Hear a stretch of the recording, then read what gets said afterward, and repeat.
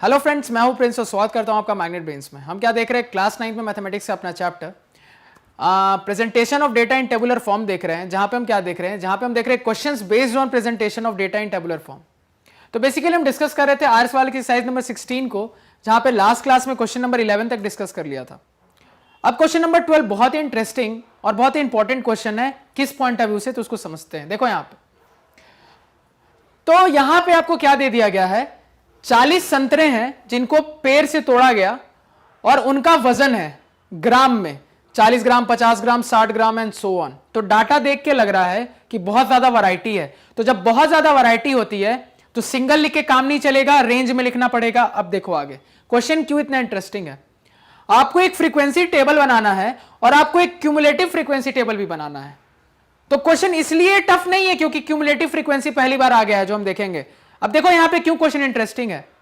अभी तक जो सवाल देख रहे थे उसमें सवाल किसी ना किसी तरीके से मुझे हिंट दे देता था कि मुझे क्लास साइज क्या लेनी है या नंबर ऑफ क्लासेस क्या आएगा। यहां पे कोई हिंट ही नहीं है, कोई भी हिंट यहां पे प्रोवाइड नहीं की गई है।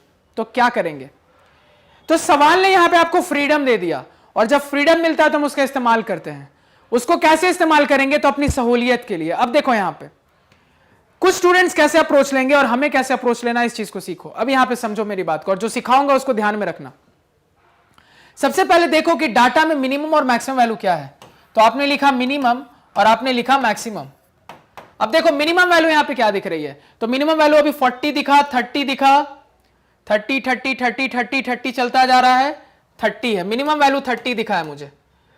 मैक्सिमम वैल्यू देखो क्या दिख रहा है, तो मैक्सिमम वैल्यू अभी तक क्या दिखा मुझे, 110 दिखा। क्या दिख रहा है, 110 दिखा। तो मैक्सिमम वैल्यू 110 ही दिख रहा है। तो मिनिमम 30 दिखा है, मैक्सिमम 110। तो यहां से रेंज मैं बता सकता हूं कि 80 की रेंज है। अब देखो रेंज का मतलब क्या होता है कि 30 से लेके 110 तक के बीच में 80 नंबर की पॉसिबिलिटी है। रेंज का मतलब यह है कि 30 से 110 के बीच में 80 नंबर लिखे जा सकते हैं, यानी 80 वैरायटी है, बहुत बड़ी वैरायटी है। तो किस तरीके से हम बनाए। अब देखो आपको सवाल ने कहीं पे भी बताया नहीं कि मैं किस तरीके का गैप लूं, कैसा क्लास साइज लूं, इसके लिए कोई जानकारी नहीं दी। तो आपको फ्रीडम है। अब देखो मैं किस तरीके से लिखूंगा। अब देखो मुझे 30 से शुरू करना है, रेंज वाला ही लिखना है। तो देखो मैं क्या करूंगा, कुछ स्टूडेंट्स इस तरीके से लिख सकते हैं। क्या लिखेंगे वो, 30 से 40, 40 से 50, 50 से 60, और ऐसे करके ये कहानी वो चलाते जाएंगे। तो जब वो इस तरीके से लिख रहे हैं तो वो क्लास साइज देखो क्या मान रहे हैं, 30 से 40 जाने के लिए वो क्लास साइज 10 का मान रहे हैं, यानी 30, 31, 32, 33, 34, 35, 36, 37, 38, 39 तक मुझे जाना है, 40 नहीं लेना है। ये कौन सा फॉर्मेट है आपका, एक्सक्लूसिव फॉर्मेट है। एक्सक्लूसिव फॉर्म ऑफ टेबल में हम क्या करते हैं, लास्ट वाला नहीं लेते हैं। तो 39 तक जाएंगे तो 10 तक लेंगे, यहां पे उसी तरीके से 49 तक। तो कितना आ रहा है, 10 का आ रहा है। ये चीज समझ में आ रही है, 10 का आ रहा है क्लास साइज आपका। अब यहां पे देखो तो इस तरीके से टेबल क्या बनेगा, 60 से 70, 70 से 80, 80 से 90, 90 से 100 और 100 से 110। 110 तक होगा नहीं, क्यों, डाटा में सबसे बड़ा वैल्यू 110 है, और जब आप 100 से 110 लिखोगे तो इसमें 110 काउंट नहीं होता है, 109 तक ही काउंट होता है। यानी आपको एक और लिखना पड़ेगा, 110 से 120 तक। ये क्लैरिटी है। तो जो कुछ स्टूडेंट्स टेबल बनाएंगे वो इस तरीके से बनाएंगे, ठीक है। अब देखो जब वो इस तरीके से टेबल बना रहे कोई दिक्कत नहीं है, लेकिन जब आपको फ्रीडम दी गई है ना तो थोड़ी बुद्धिमानी से इस्तेमाल करो ना। अननेसेसरी लंबा क्यों कर रहे हो क्वेश्चन को। तो देखो मैं क्या करूंगा, क्लास साइज आखिर होता क्या है, ये जो क्लास साइज 10 आया ये होता क्या है, गैप होता है। क्या होता है, गैप होता है। तो मैं क्या करूंगा ना, मैं अपने गैप को थोड़ा बढ़ा देता हूं ना, तो कम नंबर लिखने पड़ेंगे। मैं 30 से 40 ना लेके 30 से 50, 50 से 70, 70 से 90, 90 से 110 और 110 से 130 का गैप ले लेता हूं। अब मेहनत मेरी कम हो गई। क्यों कम हो गई, अब मुझे 1 2 3 4 5 6 7 8 9, 9 के बदले 1 2 3 4 5, 5 में ही काम हो गया मेरा। यहां से 3 3 6 3 9 लिखने पड़ रहे थे, यहां पे सिर्फ 5 में ही काम हो गया। तो हम क्यों छोटा करें, क्यों बड़ा करें, जब छोटा लिख सकते हैं तो इतना ज्यादा लेंदी करने की क्या जरूरत है। तो आपकी मर्जी है, आप इस पॉइंट ऑफ व्यू इस क्लास साइज पे भी लिख सकते हो अपना डेटा, क्योंकि सवाल ने आपको फ्रीडम दे दी है, क्लास साइज नहीं बताया है, आप इस पे भी लिख सकते हो। लेकिन हम स्मार्ट हैं तो हम इस पे नहीं, इस पे लिखेंगे क्योंकि इसमें कम मेहनत है। अब यहां पे देखो इंपॉर्टेंट चीज है, अब ये जो चीज आई इसको एक बार वेरीफाई करते हैं। मान लो ये वाली क्लास साइज मैं देख रहा हूं, इसको वेरीफाई करते हैं। तो गैप कितने का है? क्लास साइज 20 का आएगा। कितने का है? 20 का। तो चेक करो 80 से किसको डिवाइड करोगे? क्लास साइज आपका क्या है? 20। तो कितना आ रहा है? 4 आ रहा है। 4 नंबर ऑफ क्लासेस, 4 क्या है? Number of classes. तो कितने आने चाहिए थे? 1 2 3 4 आने चाहिए थे, आपके तो 5 आ गए। क्यों 5 आ गए? तो इसी वजह से 5 आ गए क्योंकि जब मैं 4 तक जा रहा था तो 110 पे एंड हो रहा था, यानी कि 110 नहीं लेना है और मेरा मैक्सिमम वैल्यू 110 है। तो एक हिदायत दी गई थी हमें, प्रोसेस में ही बताया गया था कि रेंज लिखते समय इस चीज का ध्यान देना कि मिनिमम वैल्यू और मैक्सिमम वैल्यू ना छूटे, मिनिमम वैल्यू मैक्सिमम वैल्यू ना मिस हो। यानी कि मैं 130 तक इसी वजह से गया। यहां पे भी करोगे तो वही कहानी होगी। यहां पे 10 का गैप था ना, तो 10 का गैप लोगे तो 80 को 10 से डिवाइड करोगे तो 8 आ जाएगा ना, लेकिन है कितने? ये 9। तो एक एक्स्ट्रा क्यों आया? क्योंकि ये 110 पे जाके रुक जाता और उसमें 110 नहीं आता, मुझे 110 लेना है, इसलिए मुझे यहां तक जाना पड़ा। ये चीज क्लैरिटी है आपको? तो यही चीज आपने फॉर्मूला से चेक किया। अब बस आपको क्या चेक करना है? इस रेंज में क्या क्या आ रहा है उसको लिख लेना है। तो ये यहां पे क्लियर है कि जब सवाल आपको फ्रीडम दे, क्लास साइज के बारे में कोई जानकारी ना दे, तो थोड़े बुद्धिमानी से क्लास साइज का सिलेक्शन करेंगे। अब देखो यहां पे अलग अलग वैरायटी ऑफ स्टूडेंट के अलग अलग सवाल आ सकते हैं। सबसे पहला जो सवाल आएगा कि सर आप 30 से 40 क्यों ले रहे हैं? आप 30 से 35 लीजिए, 30 से 30, 30 से 35, 35 से 40, 45 से 50। आप इसको अगर और बड़ा करने में खुश हैं तो जी करिए, कोई दिक्कत नहीं है। आप चाहें तो और बड़ा कर सकते हैं इसको। अननेसेसरी क्वेश्चन को अगर आपको एक्सटेंड करना अच्छा लगता है तो आप जरूर कर सकते हैं। कुछ स्टूडेंट्स ऐसे भी कह सकते हैं कि सर इसको 30 से 38, 38 से 46 ऐसे क्यों नहीं ले रहे हैं? अपने हिसाब से आप 30, 40 क्यों ले रहे हैं? तो भाई मेरे, जीरो वाले नंबर आसान होते हैं ना, तो जब जीरो वाले नंबर आसान होते हैं तो अननेसेसरली इसको बेमतलब का कॉम्प्लिकेटेड करने की क्या जरूरत है? तो इस तरह के भी सवाल आते हैं ऐसा करने पे, तो इसलिए मैंने आपको उसका पहले ही जवाब दे दिया। क्लैरिटी है? अब देखो यहां पे, तो बेसिकली आपको जो बुक्स में जनरली मिलेगा ये मिलेगा, हमें ये नहीं करना है। क्यों अननेसेसरी क्वेश्चन को लंबा करना है? क्योंकि एग्जाम में ये क्वेश्चन आपके 3 मार्क्स तक में ही पूछा जाएगा। जब इससे काम हो रहा है तो इसको लिखने की क्या जरूरत है? नहीं लिखेंगे, हम इसको यूज करेंगे। ये यहां पे समझना इंपॉर्टेंट है। फ्रीडम मिली है तो उसका सही इस्तेमाल करो। अब कहोगे सर तो जब सही इस्तेमाल करना है तो और अच्छा इस्तेमाल करते हैं, हम सीधे 30 से 70 ले लेते हैं, 70 से 110 ले लेते हैं, 3 में ही खत्म कर देते हैं।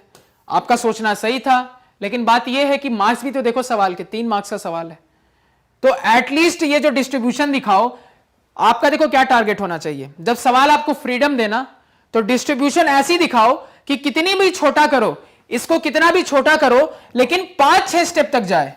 1 2 3 4, जैसे ये 5 तक गया ना, तो 5-6 स्टेप तक जाए, ये कोशिश करो, इससे कम ना जाए। नहीं तो फिर वो सही तरीके से आंसर लिखना नहीं हुआ, फिर आपने ज्यादा चालाकी कर दी। हद से ज्यादा चालाकी अच्छी नहीं होती, फिर वो गलत हो गया।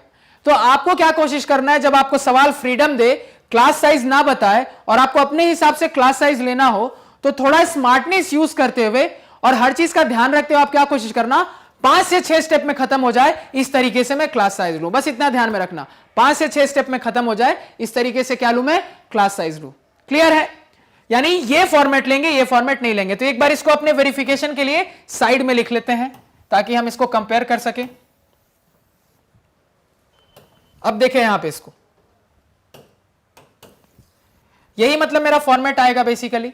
तो यहां पे देखो अब टेबल कैसे बनेगा। अब ये इंटरेस्टिंग है देखो, क्योंकि यहां पे अब पहली बार हम क्यूमुलेटिव फ्रीक्वेंसी को टेबल में बनाना सीखेंगे। अब यहां पे देखो, सबसे पहला कॉलम, दूसरा कॉलम, तीसरा कॉलम, सभी को पता है। सबसे पहला कॉलम क्या है, तो ये वजन है ऑरेंजेस का, तो क्या लिखोगे, वेट इन ग्राम्स।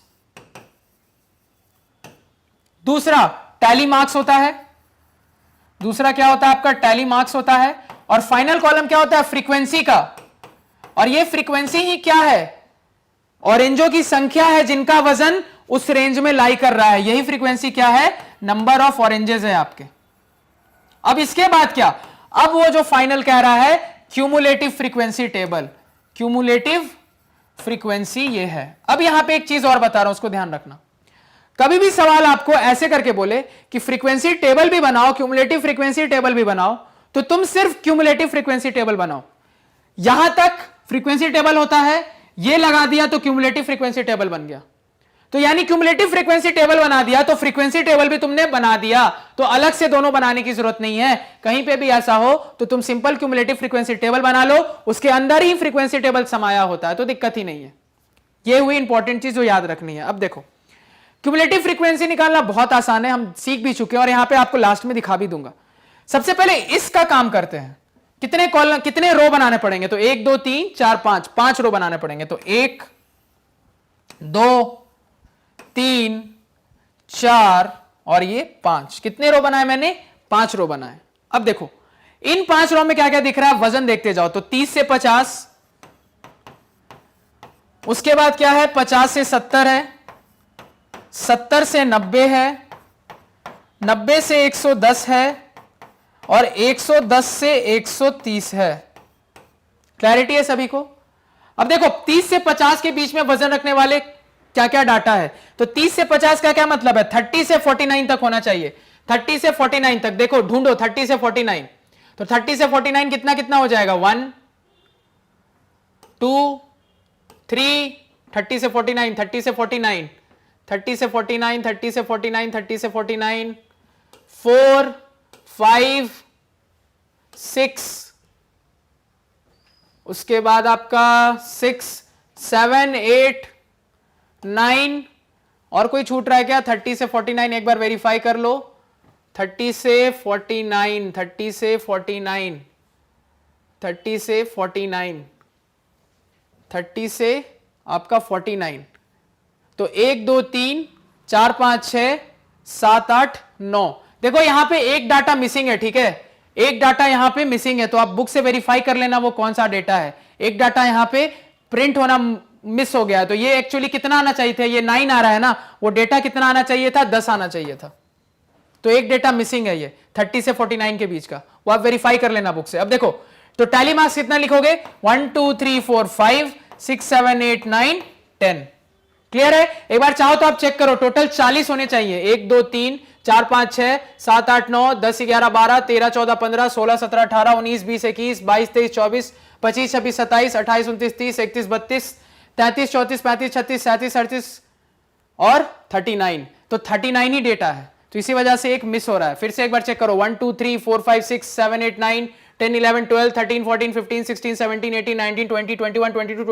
17 18 19 20 21 22 23 24 25 26 27 28 29 30 31 32 33 34 35 36 37 38 39। हाँ 39 डेटा है, एक डेटा मिसिंग है, मिस प्रिंट हो गया, कोई दिक्कत नहीं है। वो डेटा 30 से 50 के बीच का था, तो इसी वजह से अभी 9 आ रहा है, लेकिन एक्चुअली डेटा 10 आना चाहिए था। तो एक डेटा मिसिंग है, कोई इश्यू नहीं है, वो 30 से 39 के बीच का ही कोई नंबर होगा। क्लैरिटी है? तो कितने हो गए आपके, 10। अगला देखो 50 से 70 के बीच का, तो 50 से 70 के बीच का वेरीफाई करो। 1 2 3 4 4 हो गया 50 से 70 तक। अभी 5, देखो 70 है तो 69 तक लेना है, अभी 4 ही हुआ है, 4। उसके बाद आपका 50 टू 69, 50 टू 69 5, उसके बाद आपका 6, उसके बाद आपका क्या हो जाएगा 7 और ये 8। कितना आ गया, टोटल 8 डेटा आया। तो 1 2 3 4 5 6 7 8। अगला देखो 70 टू 90, मतलब 70 से 89 तक जाना है, तो 70 से 89 ढूंढो। तो 70 से 89 ढूंढोगे तो कितना आएगा, देखो 70 से 89 1, 70 से 89 2 3 4 5 6 7 8 9 10 11 12 13 14 और 15। कितना डेटा आया, 15 डेटा आया 70 से 89 के बीच का। तो 1 2 3 4 5 6 7 8 9 10 11 12 13 14 और 15। आगे देखो 90 से 100 तक देखना है, तो 90 से 100 तक देखो कितना डेटा है। तो 90 से 100 तक चेक करते हैं, तो नीचे देख लेते हैं 90 से 100। अब देखो 90 से 110 है, तो यानी 109 तक लेना है। तो 90 से 109 नीचे 1, इसके अलावा 1 के अलावा ऊपर देखो 2 3, 109 तक लेना है, 3 4 और 5। कितना डेटा आ गया, 5। तो 1 2 3 4 5 और फाइनली 110 से 130 के बीच में। तो 110 से 130 के बीच में कितना डेटा दिख रहा है, एक डेटा दिखा और इसके अलावा 2, सिर्फ 2 डेटा दिख रहे हैं। तो 1 और 2। तो आपने क्या देखा यहां पे कि काफी ध्यान से सवाल जिसने प्रिंट किया है उसको भी काफी ध्यान से सवाल प्रिंट करना पड़ेगा, कोई भी नंबर छूट सकता है क्योंकि बहुत बड़ा डेटा है, 40 ऑरेंज बहुत होते हैं और तुमको भी बहुत ध्यान से लिखना है, कुछ भी छूट जाएगा तुरंत आंसर गलत हो जाएगा। तो सवाल यहां पे कैलकुलेशन में नहीं अटकता, सवाल डेटा को लिखने में ही अटकता है। स्टेटिस्टिक्स यही है कि जो रॉ डेटा है ना उसको जब टेबल में लिख रहे हो ना तो थोड़ा ढंग से लिख पाओ, यहीं पे सवाल अटकता है। तो बड़े ध्यान से लिखना है आपको ये डेटा। क्लियर? अब जैसे मैंने गलती पकड़ ली, क्यों मुझे गलती पकड़ में आ गई? क्योंकि मैं देख रहा था कि मेरा ये डेटा मेरे दिमाग में क्लियर था, तो जब मैं कंपेयर कर रहा हूं तो मैं देख रहा हूं ऊपर का एक डेटा मिसिंग लग रहा था, मुझे ऊपर का एक डेटा मिसिंग था। तो जब मैंने वेरीफाई किया तो देखा कि टोटल 40 क्वांटिटीज नहीं है, 39 ही है, यानी एक डेटा मिसिंग है, यानी जिन्होंने टाइप किया उससे एक डेटा मिस हो गया, कोई इशू नहीं है। क्लैरिटी है? तो यहां से आपको क्या समझ में आ रहा है? अब देखो वेरीफाई करो, टोटल ये 40 ऑरेंज आना चाहिए, तो 18, 20, 30, 35 और 40 आ गया। 40 एक डेटा नहीं लिखते तो 39 ही ऑरेंज आता। अब देखो तो यहां से क्या लिख दोगे, टोटल इज इक्वल टू 40। अब देखो क्यूमुलेटिव लिखने का क्या तरीका होता है, फ्रीक्वेंसी टेबल खत्म हो गया ना, क्यूमुलेटिव देखो कैसे लिखते हैं, कुछ नहीं करना है, 10 है 10 लिखो। अगला वाला क्या करोगे ना, पुराने वाले में इसको ऐड करते जाओ और लिखते जाओ। तो पुराने वाले में ऐड करो, तो इसमें इसको ऐड करोगे तो 10 + 8 18 हो जाएगा, 18 लिख दिया। फिर इसमें इसको ऐड करो तो 18 + 15 कितना हो गया, 20, 28 33 हो जाएगा। फिर इसमें इसको ऐड करो ये वाला लिखने के लिए, तो 33 + 5 38 हो जाएगा। इसमें इसको ऐड करो तो 38 + 2 40 हो जाएगा। ये तरीका होता है। ये एरो मैंने आपको शो करने के लिए दिखाया, आपको वो एरो एग्जाम में नहीं बनाना है। तो कुछ नहीं किया, क्यूमुलेटिव फ्रीक्वेंसी निकालने के लिए फ्रीक्वेंसी लिख ली, उसमें अगली फ्रीक्वेंसी जोड़ो, अगली क्यूमुलेटिव फ्रीक्वेंसी आ जाएगी। उस क्यूमुलेटिव फ्रीक्वेंसी में ये वाली फ्रीक्वेंसी जोड़ो, क्यूमुलेटिव फ्रीक्वेंसी आ जाएगी। उसमें ये वाली फ्रीक्वेंसी जोड़ो, क्यूमुलेटिव फ्रीक्वेंसी आ जाएगी। ऐसे करके आपकी कहानी चलेगी। नोट कर लें। तो ये सवाल बहुत ही इंपॉर्टेंट है समझने के पॉइंट ऑफ व्यू से कि जब सवाल आपको फ्रीडम देता है क्लास साइज सेलेक्ट करने की, तो उस फ्रीडम का इस्तेमाल करो। अननेसेसरी देखो लंबा करने की जरूरत नहीं है सवाल को, जब छोटे में बन रहा है तो क्यों नहीं बनाएंगे। तो कभी भी फ्रीडम मिले तो आपका क्या टारगेट होना चाहिए, 5 से 6 से ज्यादा क्लास नहीं बनाऊं मैं, ऐसा अरेंज करूं कि 5 से 6 क्लास में मेरा काम हो जाए। तो काफी इंपॉर्टेंट चीजें इस लेक्चर में मैंने बताई हैं, तो काफी ध्यान से समझेंगे उसको और उसको ध्यान से अप्लाई करेंगे और याद रखेंगे बातों को। क्लैरिटी है? तो कहीं पे भी किसी को कोई डाउट, कोई समस्या, कोई प्रॉब्लम आ गई हो तो कोई इश्यू नहीं है, आप उसको एक बार और लेक्चर देखें उस पॉइंट पे, अगर क्लियर नहीं होता तो कमेंट सेक्शन में बताएं। तो आज के पढ़ाए हुए नोट्स आप हमारी ऑफिशियल वेबसाइट magnetbeans.com से डाउनलोड कर सकते हैं, जिसका लिंक वीडियो के डिस्क्रिप्शन में है। magnetbeans.com पे आपको क्लास 4 से लेकर 12 तक सारे सब्जेक्ट्स और कोर्सेज मिल जाते हैं, सिस्टमैटिक ऑर्डर में अरेंज, और वो भी free of cost. So please do visit our site. Thank you. Hello friends, मैं हूं प्रिंस और स्वागत करता हूं आपका मैग्नेट बेंस में। हम क्या देख रहे हैं, क्लास 9 में मैथमेटिक्स का अपना चैप्टर जो कि है presentation of data in tabular form, वो देख रहे हैं। वहां पे अब हम देख रहे हैं questions based on presentation of data on tabular form. वहां पे भी हम डिस्कस कर रहे थे हर सवाल की साइज नंबर 16 को, जहां पे लास्ट क्लास में क्वेश्चन नंबर बहुत ही ज्यादा इंपॉर्टेंट 12 को डिस्कस किया, जहां पे क्लास साइज की फ्रीडम है आपके पास। तो जब फ्रीडम है तो कैसे इस्तेमाल करेंगे वो पूरा मैंने उस लेक्चर में बताया। तो उस लेक्चर को जरूर से देखें, क्योंकि कई बार ऐसे सवाल भी आ जाते हैं जब आपको क्लास साइज का अंदाजा नहीं लगेगा। तो किस तरीके से क्लास साइज लेना है वो मैंने बहुत ही अच्छे से वहां पे बताया है। तो उस लेक्चर को प्लीज आप मिस ना करें। अब क्वेश्चन नंबर 13 देखें, क्या क्वेश्चन है। तो आपको हाइट दे दी गई है एक क्लास के 30 स्टूडेंट की, और कुछ इस तरीके से है। हाइट काहे में है, सेंटीमीटर में हाइट है। अब आपको एक फ्रीक्वेंसी टेबल और एक क्यूमुलेटिव फ्रीक्वेंसी टेबल दोनों बनाना है। तो मैंने आपको क्या सिखाया था, क्यूमुलेटिव बना लोगे तो फ्रीक्वेंसी टेबल अपने आप बन जाएगा। लास्ट लेक्चर में ये मैंने बताया है।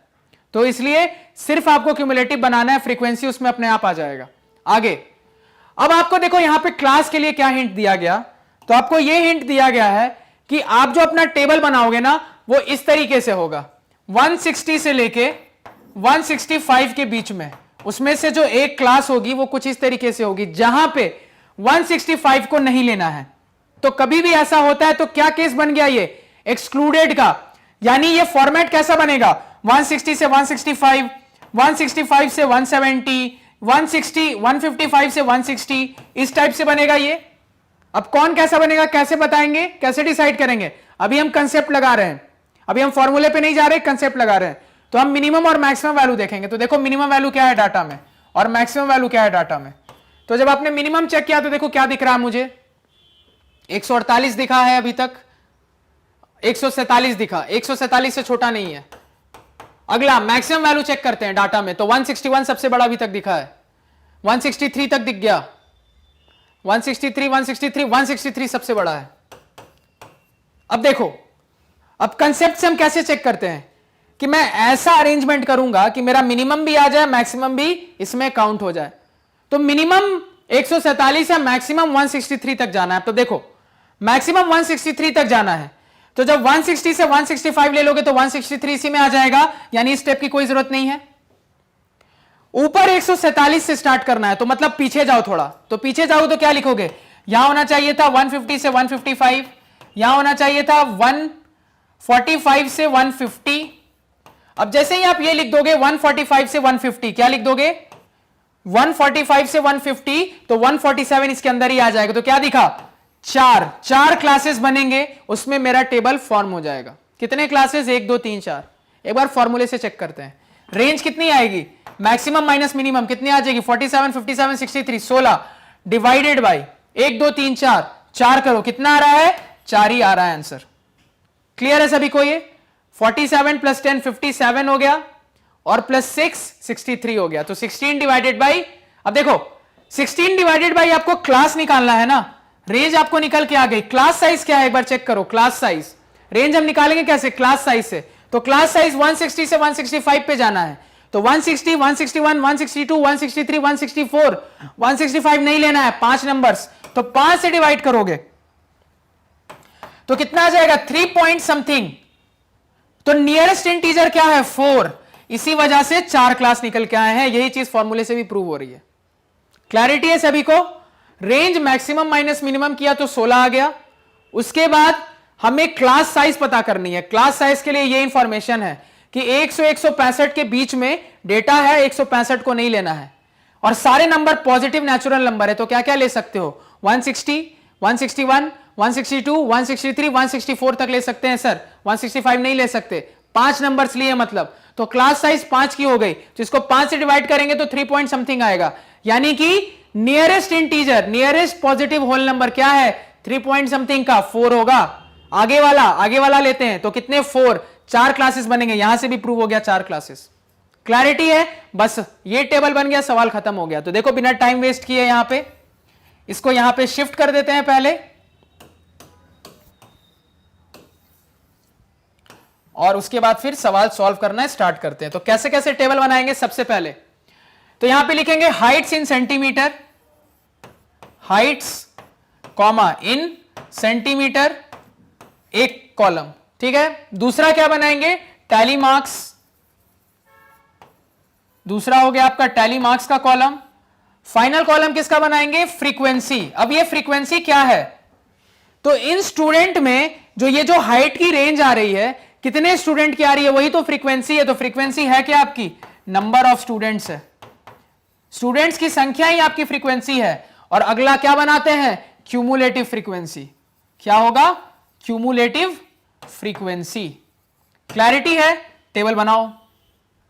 कितना बनाना पड़ा, 1 2 3 और 4 में काम हो गया। तो 1 2 3 और फाइनली 4 में मेरा काम हो गया। क्या क्या रेंज आ रही है, 145 से 150, तो 145 से 150, 150 से 155, 155 से 160 और 160 से 165, ये रेंज आ रही है मेरी। अब इसमें देखो नंबर ऑफ स्टूडेंट्स ढूंढो कि क्या क्या फ्रीक्वेंसी है। तो 145 से 150 मतलब मुझे 145 से 149 तक ढूंढना है। तो 145 से 149, 145 से 149, 145 से 149 1, 145 से 149 2, 3, उसके बाद 145 से 149 4, 145 से 149 कितने, 4 आ गए। तो टैली मार्क्स 1 2 3 4। 150 से 154 तक ढूंढो, 150 से 154 1 2 3, 150 से 154, 150 से 154 3 आया है, 4 हो गया। 150 से 154 4, 150 से 154 और देखो 5 6 7 8 और ये 9, कितने आ गए, 9 स्टूडेंट्स। यानी 1 2 3 4 5 6 7 8 9।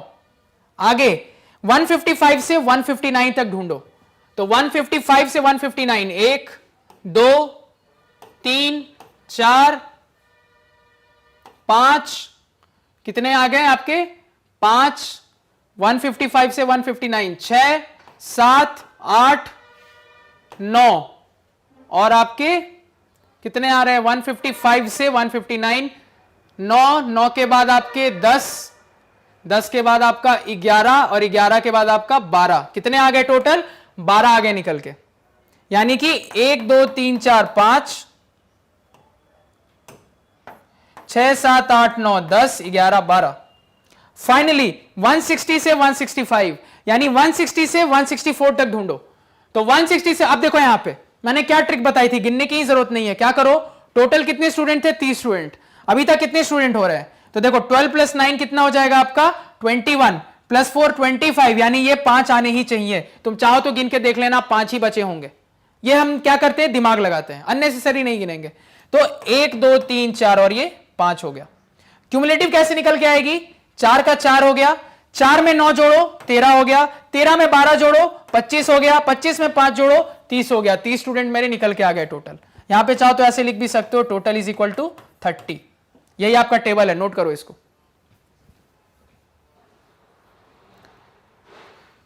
तो अगेन तरीका समझ में आया, कंसेप्ट से चाहो कंसेप्ट से देख लो, फॉर्मूला से चाहो फॉर्मूला से देख लो। फॉर्मूला शुरुआत में मैंने आपको लिख के बता दिया था, तो अगर आप लिखना चाहो तो इस चीज को लिख भी सकते हो। क्या लिखोगे, सबसे पहले क्या बोलोगे, क्लास साइज, कितने का क्लास साइज आ रहा है, तो 45 46 47 48 49, 5 क्लास साइज हो गया आपका 5। क्लैरिटी है। उसके बाद रेंज बताओगे, रेंज को क्या लिखोगे, मैक्सिमम माइनस मिनिमम, यहां से करके रेंज लिख दोगे। तो number of classes is equal to range divided by class size. तो वहां से आपको नंबर ऑफ क्लासेस निकल के आ जाएगा। तो नियरेस्ट पॉजिटिव इंटीजर कितना हो जाएगा 4, क्योंकि आंसर आएगा 3 पॉइंट समथिंग। क्लैरिटी है सभी को। तो कहीं पे भी कोई भी डाउट रह गया हो या कुछ क्लियर नहीं हुआ हो तो लेक्चर को उस पॉइंट पे फिर से देखो, वरना अगर उसके बाद भी क्लियर नहीं होता तो कमेंट सेक्शन में बताओ। तो आज के पढ़ाए हुए नोट्स आप हमारी ऑफिशियल वेबसाइट magnetbase.com से डाउनलोड कर सकते हैं, जिसका लिंक वीडियो के डिस्क्रिप्शन में है। magnetbase.com पे आपको क्लास 4 से लेकर 12 तक सारे सब्जेक्ट्स और कोर्सेज मिल जाते हैं, सिस्टमैटिक ऑर्डर में अरेंज, और वो भी free of cost. So please do visit our site. Thank you. Hello friends, मैं हूं प्रिंस और स्वागत करता हूं आपका मैग्नेट ब्रेन्स में।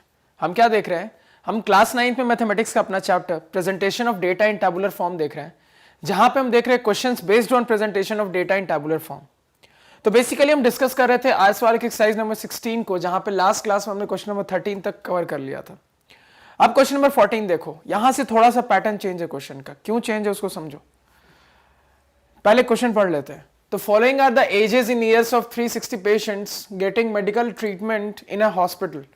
तो 360 पेशेंट का ये 360 पेशेंट का क्या है, ये डेटा है। कैसा डेटा है, तो ये इनकी उम्र की रेंज है, ये इनकी उम्र की रेंज है, और ये क्या है, उस उम्र की रेंज में आने वाले कितने पेशेंट हैं। एग्जाम्पल के लिए 10 से 20 साल के बीच में उम्र रखने वाले 90 पेशेंट्स हैं, 20 से 30 साल के बीच में उम्र रखने वाले 50 पेशेंट्स हैं, 30 से 40 साल के बीच में उम्र रखने वाले 60 पेशेंट्स हैं, और 40 से 50 साल के बीच में उम्र रखने वाले 80 पेशेंट्स हैं, एंड सो ऑन। तो इस तरह की टेबल कौन सी टेबल है, क्या दिख रहा है, 10 से 20, 20 से 30, जहां से ये खत्म हो रहा है वहीं से ये शुरू हो रहा है। इसको हम कैसे टेबल कहते हैं, इंक्लूसिव या एक्सक्लूसिव। इसी को हम क्या कहते हैं, जल्दी बताओ, एक्सक्लूसिव टेबल कहते हैं। क्यों, 20 एक्सक्लूड हो जाता है। 10 से 20 का क्या मतलब हमें समझ में आता है, हमें मतलब समझ में आता है कि सर 10 से 19 तक गया होगा, सर 20 से 29 तक गया होगा, सर 30 से 39 तक गया होगा, एंड सो ऑन। इस तरीके से मुझे समझ में आता है। अब देखो यहां पे आपको क्या है, क्यूमुलेटिव फ्रीक्वेंसी टेबल बनाना है। अब देखो यहां पे बाकी क्वेश्चन से क्यों ये अलग हो गया, बाकी क्वेश्चन से अलग इसलिए हो गया, सबसे पहले तो यहां डाटा रॉ फॉर्म में नहीं है, बात समझ रहे हो मेरी। सबसे पहले तो यहां डाटा अनग्रुप्ड फॉर्म में नहीं है, अच्छे से आपको ऑलरेडी ग्रुप करके दिया है, अच्छे से आपको ऑलरेडी ग्रुप करके दिया है। मान लो इसी क्वेश्चन में अगर आपको बोलता draw the frequency table and draw the cumulative frequency table, दोनों अगर आपको बोलता तो आप क्या करते, सिंपल सी बात थी, पहले आप अनग्रुप्ड डाटा को इस तरीके से टेबल फॉर्म में अरेंज करते, तो ये आपका बन गया फ्रीक्वेंसी टेबल। इसके बाद आप क्या बनाते, इसमें एक और कॉलम ऐड कर देते और लिख देते क्यूमुलेटिव फ्रीक्वेंसी टेबल। बताया था मैंने कि frequency table cumulative frequency table के ही अंदर आ जाता है। क्लैरिटी है कब, जब दोनों एक साथ पूछता है। अब देखो यहां पे कभी भी आपको ऐसा मिले, कैसा मिले कि सिर्फ आपसे क्यूमुलेटिव फ्रीक्वेंसी टेबल पूछे, क्या करे, सिर्फ आपसे क्यूमुलेटिव फ्रीक्वेंसी टेबल पूछे और डाटा आपको इस तरीके से अरेंज करके दे दे, तो क्या करोगे? तो यहां पे थोड़ा सा चेंज होता है लिखने में, थोड़ा सा, ज्यादा चेंज नहीं, एकदम थोड़ा सा चेंज। क्या चेंज है तो उसको समझेंगे। तो बस ये जो चीज यहां लिखी है ना इस तरीके से रेंज के फॉर्म में, उसको आपको थोड़ा स्टेटमेंट फॉर्म में लिखना पड़ता है। क्या मैंने कह दिया? कभी भी ऐसा हो कि जो डेटा आपको दिया गया हो वो डेटा ऑलरेडी ग्रुप्ड या अरेंज फॉर्म में आपको दिया गया है, और वो डेटा ऑलरेडी ग्रुप्ड फॉर्म में या अरेंज फॉर्म में आपको दिया गया है, और आपको क्या करना है? क्यूमुलेटिव फ्रीक्वेंसी टेबल बनाना है, सिर्फ क्यूमुलेटिव फ्रीक्वेंसी टेबल।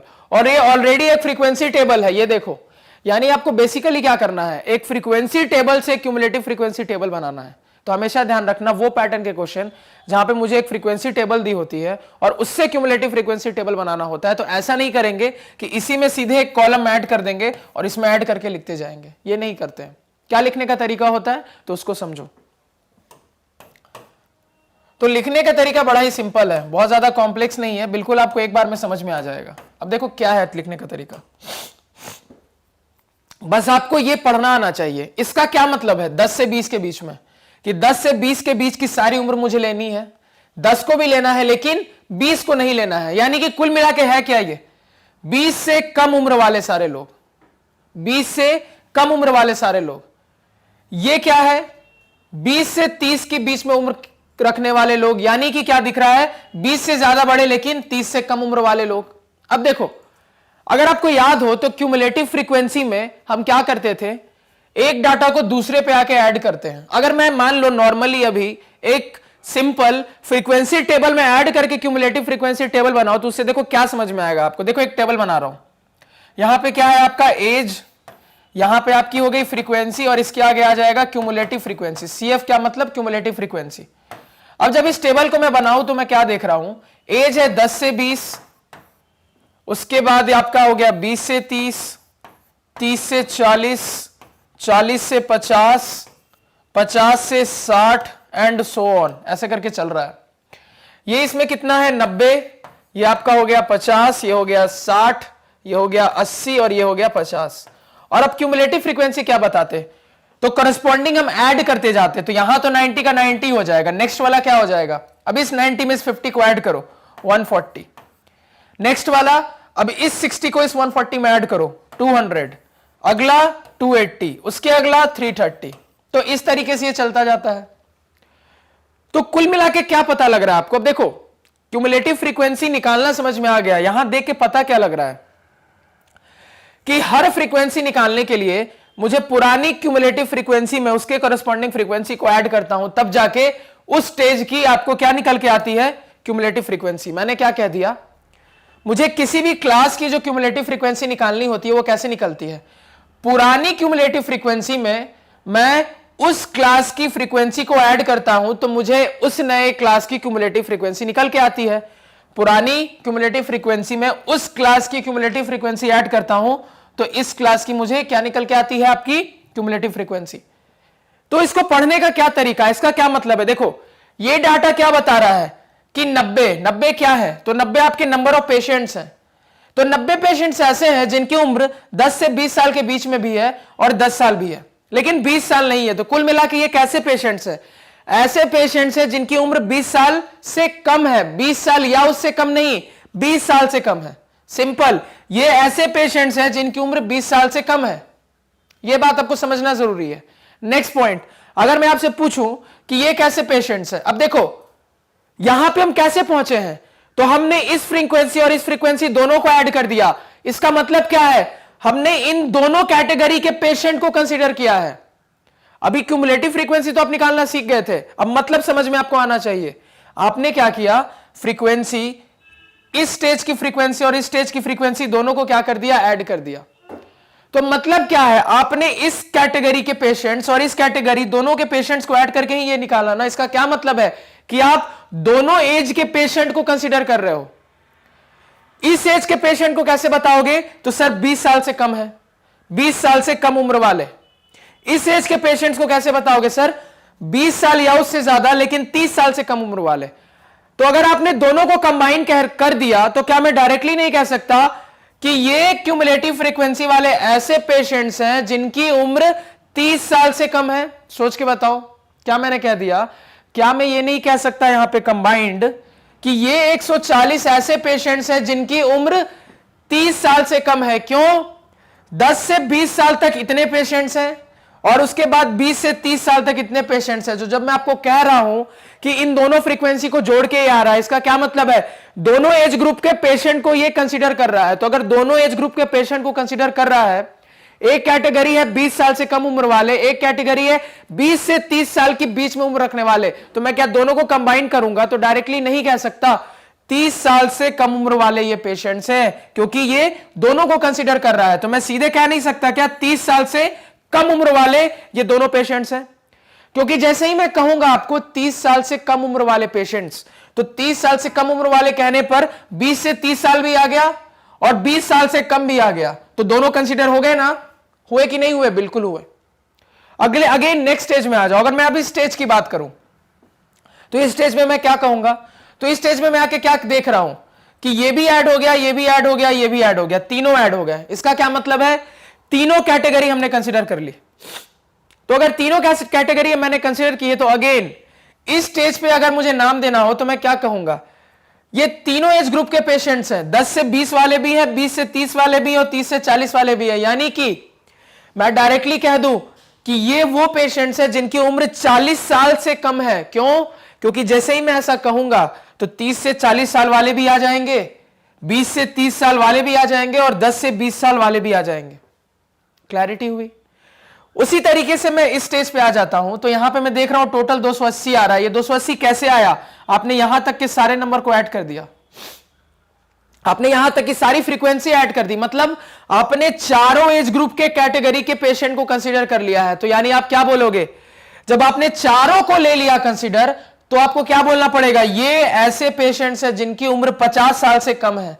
क्योंकि जैसे ही आप बोल दोगे कि ये ऐसे पेशेंट्स हैं जिनकी उम्र 50 साल से कम है, तो उसमें 40 से 50 वाले, 30 से 40 वाले, 20 से 30 वाले और 10 से 20 वाले ऑटोमेटिकली आ जाएंगे। क्लैरिटी है? उसी तरीके से अब मैं फाइनल स्टेज, मान लो अभी फाइनल तो नहीं पहुंचा, इस स्टेज पे आ जाता तो क्या बोलता? यहां तक सब फ्रीक्वेंसी ऐड कर दी, मतलब सारी एज ग्रुप ले ली यहां तक। तो मैं क्या कहूंगा? ये ऐसे पेशेंट्स हैं जिनकी उम्र 60 साल से कम है। क्योंकि जैसे ही मैं बोलूंगा 60 साल से कम है, तो 50 से 60 भी आ जाएगा, 40 से 50 भी आ जाएगा, 30 से 40 भी आ जाएगा, 20 से 30 भी आ जाएगा और 10 से 20 भी आ जाएगा। और हमने यही सबको तो लिया है, कुछ अलग थोड़ी ना लिया है। तो यहां से आपने क्यूमुलेटिव फ्रीक्वेंसी निकालने का एक और तरीका सीखा कि कभी भी क्वेश्चन आपको अगर अनग्रुप्ड फॉर्म में, देखो मैं क्या कह रहा हूं, कभी भी क्वेश्चन अगर आपको अनग्रुप्ड फॉर्म में डाटा ना दे, अनग्रुप्ड फॉर्म में डेटा ना दे, सिंपल आपको ऑलरेडी एक फ्रीक्वेंसी टेबल बनाकर दे दे, जैसे यहां पे ऑलरेडी एक फ्रीक्वेंसी टेबल बनी हुई है, वहां से आपको कहे कि मुझे सिर्फ क्यूमुलेटिव फ्रीक्वेंसी टेबल चाहिए, तो आपके लिखने का फॉर्मेट ये नहीं होगा कि आप बस इसमें क्या करो, ऐसे क्यूमुलेटिव फ्रीक्वेंसी का कॉलम बना के ऐड कर लो। ये तब सही है जब आपको फ्रीक्वेंसी टेबल और क्यूमुलेटिव फ्रीक्वेंसी टेबल दोनों एक साथ रिप्रेजेंट करने होते हैं, तब ये चीज सही है, हमेशा सही नहीं है। तो उस कंडीशन में फिर कैसे लिखेंगे? तो उस कंडीशन में जैसे अभी मैंने आपको बताया वैसे लिखेंगे। यानी कि देखो क्या लिखने का तरीका होगा, चूंकि हम देखते हैं कि फ्रीक्वेंसी ऐड होती जाती है, तो देखो कैसे इसकी कैटेगरी कैसे बनाते हैं। तो कैटेगरी कुछ इस तरीके से बनती है। कितने कॉलम्स बनाए? सिर्फ 2 कॉलम, ज्यादा नहीं, सिर्फ 2 कॉलम्स हमें बनाने। क्या क्या? सबसे पहला कॉलम आपका बनेगा किसका? एजेस इन ईयर्स, यानी उम्र का। तो एजेस इन ईयर्स। अगला कॉलम क्यूमुलेटिव फ्रीक्वेंसी, आपको फुल फॉर्म समझना है, सीएफ मतलब क्यूमुलेटिव फ्रीक्वेंसी। अब आगे कितनी कैटेगरी है? तो 1 2 3 4 5 6, 6 कैटेगरी है, तो 6 रोज बनाओ, 1 2 3 4 5 और 6। क्लैरिटी है? इस टेबल को थोड़ा शिफ्ट कर देते हैं कि और जगह मिल जाए मुझे यहां पे। अब ठीक है, क्लैरिटी? अब देखो यहां पे, तो टेबल फिल कैसे करेंगे? तो टेबल कुछ यूं फिल करेंगे। पहली कैटेगरी मैंने क्या बताई? 20 साल से कम उम्र वाली, तो बिलो 20 ईयर्स, बिलो 20 ईयर्स। दूसरी उम्र मैंने क्या बताई? 30 से कम वाली, क्योंकि दूसरी में पहुंचने के लिए मुझे इन दोनों को ऐड करना पड़ेगा, तीसरे में पहुंचने के लिए इन तीनों को ऐड करना पड़ेगा। तो इसी वजह से दूसरी कैटेगरी क्या हो जाएगी मेरी? बिलो 30 ईयर्स, क्योंकि 30 को नहीं लेते इसलिए बिलो 30 लिखते हैं। 30 एंड बिलो 30 का मतलब क्या हो गया? 30 या 30 से कम। लेकिन अगर मैं आपको बोल रहा हूं सिर्फ बिलो 30 मतलब 30 से कम, 30 को नहीं लेना है, तो इस चीज पे थोड़ी क्लैरिटी रखना। लैंग्वेज क्लैरिटी बहुत इंपॉर्टेंट इस चैप्टर में। तो यहां पे क्या लिखोगे, बिलो 30 ईयर्स। उसके बाद नेक्स्ट कैटेगरी किसकी बनेगी, बिलो 40 ईयर्स। उसके बाद की कैटेगरी क्या बनेगी, below 50 years. Next category below 60 years. और फाइनल कैटेगरी क्या बनेगी, बिलो 70 ईयर्स। अब फिल करते जाओ, कुछ नहीं करना है, फ्रीक्वेंसी लिखते जाओ, ऐड करते जाओ। फर्स्ट में सिर्फ 20 साल से कम वाले यानी कि 90, ऐसे 90 पेशेंट्स हैं जिनकी उम्र जो है 20 साल से कम है। उसके बाद 30 साल से कम जैसे ही मैं बोल दूंगा तो दोनों लेने पड़ेंगे। और हम जानते हैं क्यूमुलेटिव फ्रीक्वेंसी में हम सक्सेसिव फ्रीक्वेंसी ऐड करते जाते हैं। क्या मतलब है सक्सेसिव, मतलब उसके जस्ट आगे आने वाला। तो उसके जस्ट आगे आने वाली फ्रीक्वेंसी को ऐड करके हम लिखते जाते हैं। तो मुझे सेकंड के लिए क्या करना पड़ेगा, इन दोनों को ऐड करना पड़ेगा। तो 90 + 50 140। थर्ड कैटेगरी पे आ जाओ, अब इन तीनों को ऐड करना पड़ेगा। तो कितना हो गया, 90 + 60 150 + 50 200। नेक्स्ट कैटेगरी में आ जाओ, अब इसमें फिर से क्या ऐड करो 80, तो कितना हो गया 280। उसके बाद फिर इसमें 50 ऐड करो, अगला क्या हो जाएगा 330। और फाइनल 330 + 30 360। टोटल पेशेंट्स निकल के आ गए। तो जब आपको प्रॉपर सिर्फ क्यूमुलेटिव फ्रीक्वेंसी का टेबल बनाना हो, कब, जब आपको ऑलरेडी एक फ्रीक्वेंसी टेबल बनाकर दिया हो, ये ऑलरेडी एक फ्रीक्वेंसी टेबल बनकर आपको मिला हुआ है, अब आपको क्यूमुलेटिव फ्रीक्वेंसी बनानी है, तो आपको इस तरीके से इसको लैंग्वेज में एक्सप्लेन करना पड़ेगा। वो तो ठीक है, सोचने के लिए समझ में आ गया कि सर क्यूमुलेटिव फ्रीक्वेंसी कैसे निकालते हैं ना। तो जिसकी मुझे निकालनी है उसकी फ्रीक्वेंसी और पुरानी क्यूमुलेटिव फ्रीक्वेंसी को ऐड करके लिखते चले जाते हैं। तो मतलब हर आगे जाने पे, हर एक स्टेप आगे जाने पे पुरानी सारी फ्रीक्वेंसी ऐड होती चली जाती है। तो ये तो समझने के लिए था। इसका मतलब क्या निकलता है, ये इसका मतलब निकलता है कि जैसे ही मैंने अब तीनों को ऐड कर दिया, मतलब मैं तीनों की कैटेगरी एक साथ ले रहा हूं, तो मैं किस तरीके से लिखूंगा, बिलो 40, यहां आता तो बिलो 30, यहां आता तो बिलो 50। ये इंपॉर्टेंट है समझना कि क्यों इस तरीके से ये लिखा गया है। क्लैरिटी है, समझ में आना चाहिए। तो ये कब करेंगे, जब सिर्फ हमें पूछे कि एक क्यूमुलेटिव फ्रीक्वेंसी टेबल बनाना है और मुझे ऑलरेडी एक फ्रीक्वेंसी टेबल बनाकर दे दे। बात आ रही है आपको समझ में, क्लैरिटी होनी चाहिए। तो आई होप आपको चीजें समझ में आई है, क्लियर है। इसके बाद भी कोई डाउट रह गया हो या कहीं कोई क्लैरिटी आपकी डाउटफुल हो तो क्या करो, कमेंट सेक्शन का यूज करो। तो आज के पढ़ाए हुए नोट्स आप हमारी ऑफिशियल वेबसाइट magnetbrains.com से डाउनलोड कर सकते हैं, जिसका लिंक वीडियो के डिस्क्रिप्शन में है। magnetbrains.com पे आपको क्लास 4th से लेकर 12th तक सारे सब्जेक्ट्स मिल जाते हैं और सारे कोर्सेज मिल जाते हैं सिस्टमैटिक ऑर्डर में अरेंज्ड, और वो भी फ्री ऑफ कॉस्ट, बिल्कुल आपको पैसा नहीं देना। तो प्लीज सब्सक्राइब करें। Thank you. हेलो फ्रेंड्स, मैं हूं प्रिंस और स्वागत करता हूं आपका मैग्नेट ब्रेन्स में। हम क्या देख रहे हैं, हम क्लास 9th में मैथमेटिक्स का अपना chapter presentation of data in tabular form देख रहे हैं, जहां पे हम देख रहे हैं questions based on presentation of data in tabular form. यहां पे भी स्पेशली हम डिस्कस कर रहे हैं आर.एस. अग्रवाल के एक्सरसाइज नंबर 16 को, जहां पे लास्ट क्लास में हमने क्वेश्चन नंबर 14 तक डिस्कस कर लिया था। तो क्वेश्चन नंबर 14 थोड़ी वहां से टाइप चेंज हुई। टाइप इसलिए चेंज हुई क्योंकि अब हमने सीखा वहां पे कि किस तरीके से अगर मुझे सिर्फ क्यूमुलेटिव फ्रीक्वेंसी टेबल बनाना हो, कब, अगर मुझे एक नॉर्मल फ्रीक्वेंसी टेबल दिया हुआ हो और उससे मुझे क्यूमुलेटिव फ्रीक्वेंसी टेबल सिर्फ बनाकर दिखाना हो, तो हम किस तरीके से प्रोसीड करते हैं। अब यहां पे उसका जस्ट रिवर्स है, यानी उसी वैरायटी का क्वेश्चन है लेकिन उल्टा काम करना है। कैसे काम करना है, तो यहां पे आपको एक क्यूमुलेटिव फ्रीक्वेंसी टेबल बन के मिली हुई है और यहां से आपको एक नॉर्मल रेंज वाला ऑर्डिनरी ग्रुप्ड फ्रीक्वेंसी टेबल बनाना है। कुल मिला के बात क्या कह रहा है, क्यूमुलेटिव फ्रीक्वेंसी टेबल दी हुई है, उससे एक नॉर्मल फ्रीक्वेंसी टेबल रेंज वाली बनाकर आपको दिखानी है। क्लैरिटी है। तो अगर आप ये समझ चुके हो कि किस तरीके से मैं एक ऑर्डिनरी फ्रीक्वेंसी टेबल से क्यूमुलेटिव पे पहुंचता हूं, तो क्या आप क्यूमुलेटिव से ऑर्डिनरी पे नहीं पहुंच सकते, आसानी से पहुंच सकते हो। बात को समझे, क्या टेबल है, तो यहां पे मार्क्स रिप्रेजेंट हो रहे हैं। स्टूडेंट्स के क्या है, ये मार्क्स है, और नीचे क्या है, नंबर ऑफ स्टूडेंट्स। यानी इस कैटेगरी में नंबर लाने कितने कितने स्टूडेंट्स हैं, इस कैटेगरी में नंबर लाने वाले कितने कितने स्टूडेंट्स हैं, उनके बारे में जानकारी दी गई है। कैसे कैसे जानकारी दी गई है, तो मार्क्स बिलो 10 यानी 10 से कम नंबर वाले, 10 नंबर से कम लाने वाले, ठीक है, कितने स्टूडेंट्स हैं, तो 10 नंबर से कम लाने वाले 20 स्टूडेंट्स हैं। अगेन 20 नंबर से कम लाने वाले कितने स्टूडेंट्स हैं? तो 20 नंबर से कम लाने वाले आपके 12 स्टूडेंट्स हैं टोटल। देखो क्यूमुलेटिव फ्रीक्वेंसी कैसे बना होगा, हर एक सक्सेसिव फ्रीक्वेंसी को ऐड कर करके ही क्यूमुलेटिव आया होगा। मैंने क्या कह दिया, हर पुरानी फ्रीक्वेंसी को ऐड करके ही आप नई अगली क्यूमुलेटिव फ्रीक्वेंसी पे पहुंचते हो। तो ये सारा मतलब ऐड करके ही आया है। तो यहां से ऑब्वियसली मुझे दिखेगा कि सब एक दूसरे से बड़ा होगा, क्योंकि पुराने को ऐड करके ही नया आया है। तो 20 से कम नंबर लाने वाले 12 लोग, 30 से कम नंबर लाने वाले 32 लोग, एंड सो ऑन, ऐसे करके कहानी चल रही है। तो इससे ऑर्डिनरी फ्रीक्वेंसी टेबल कैसे बना है, अब देखो यहां पे। तो आपने अभी क्या देखा था कि आपके पास किस फ्रीक्वेंसी टेबल से, मैंने क्या कहा, आप किस फ्रीक्वेंसी टेबल से अपने लास्ट क्वेश्चन में क्यूमुलेटिव फ्रीक्वेंसी टेबल बनाए थे? अगर आपको याद हो तो वो फ्रीक्वेंसी टेबल इस फॉर्मेट के था, 10 से 20, 20 से 30, 30 से 40 एंड सो ऑन। यानी जहां से कहानी खत्म होती है अगले की कहानी वहीं से शुरू होती है। और ऐसे टेबल को क्या कहते हैं हम? Exclusive table.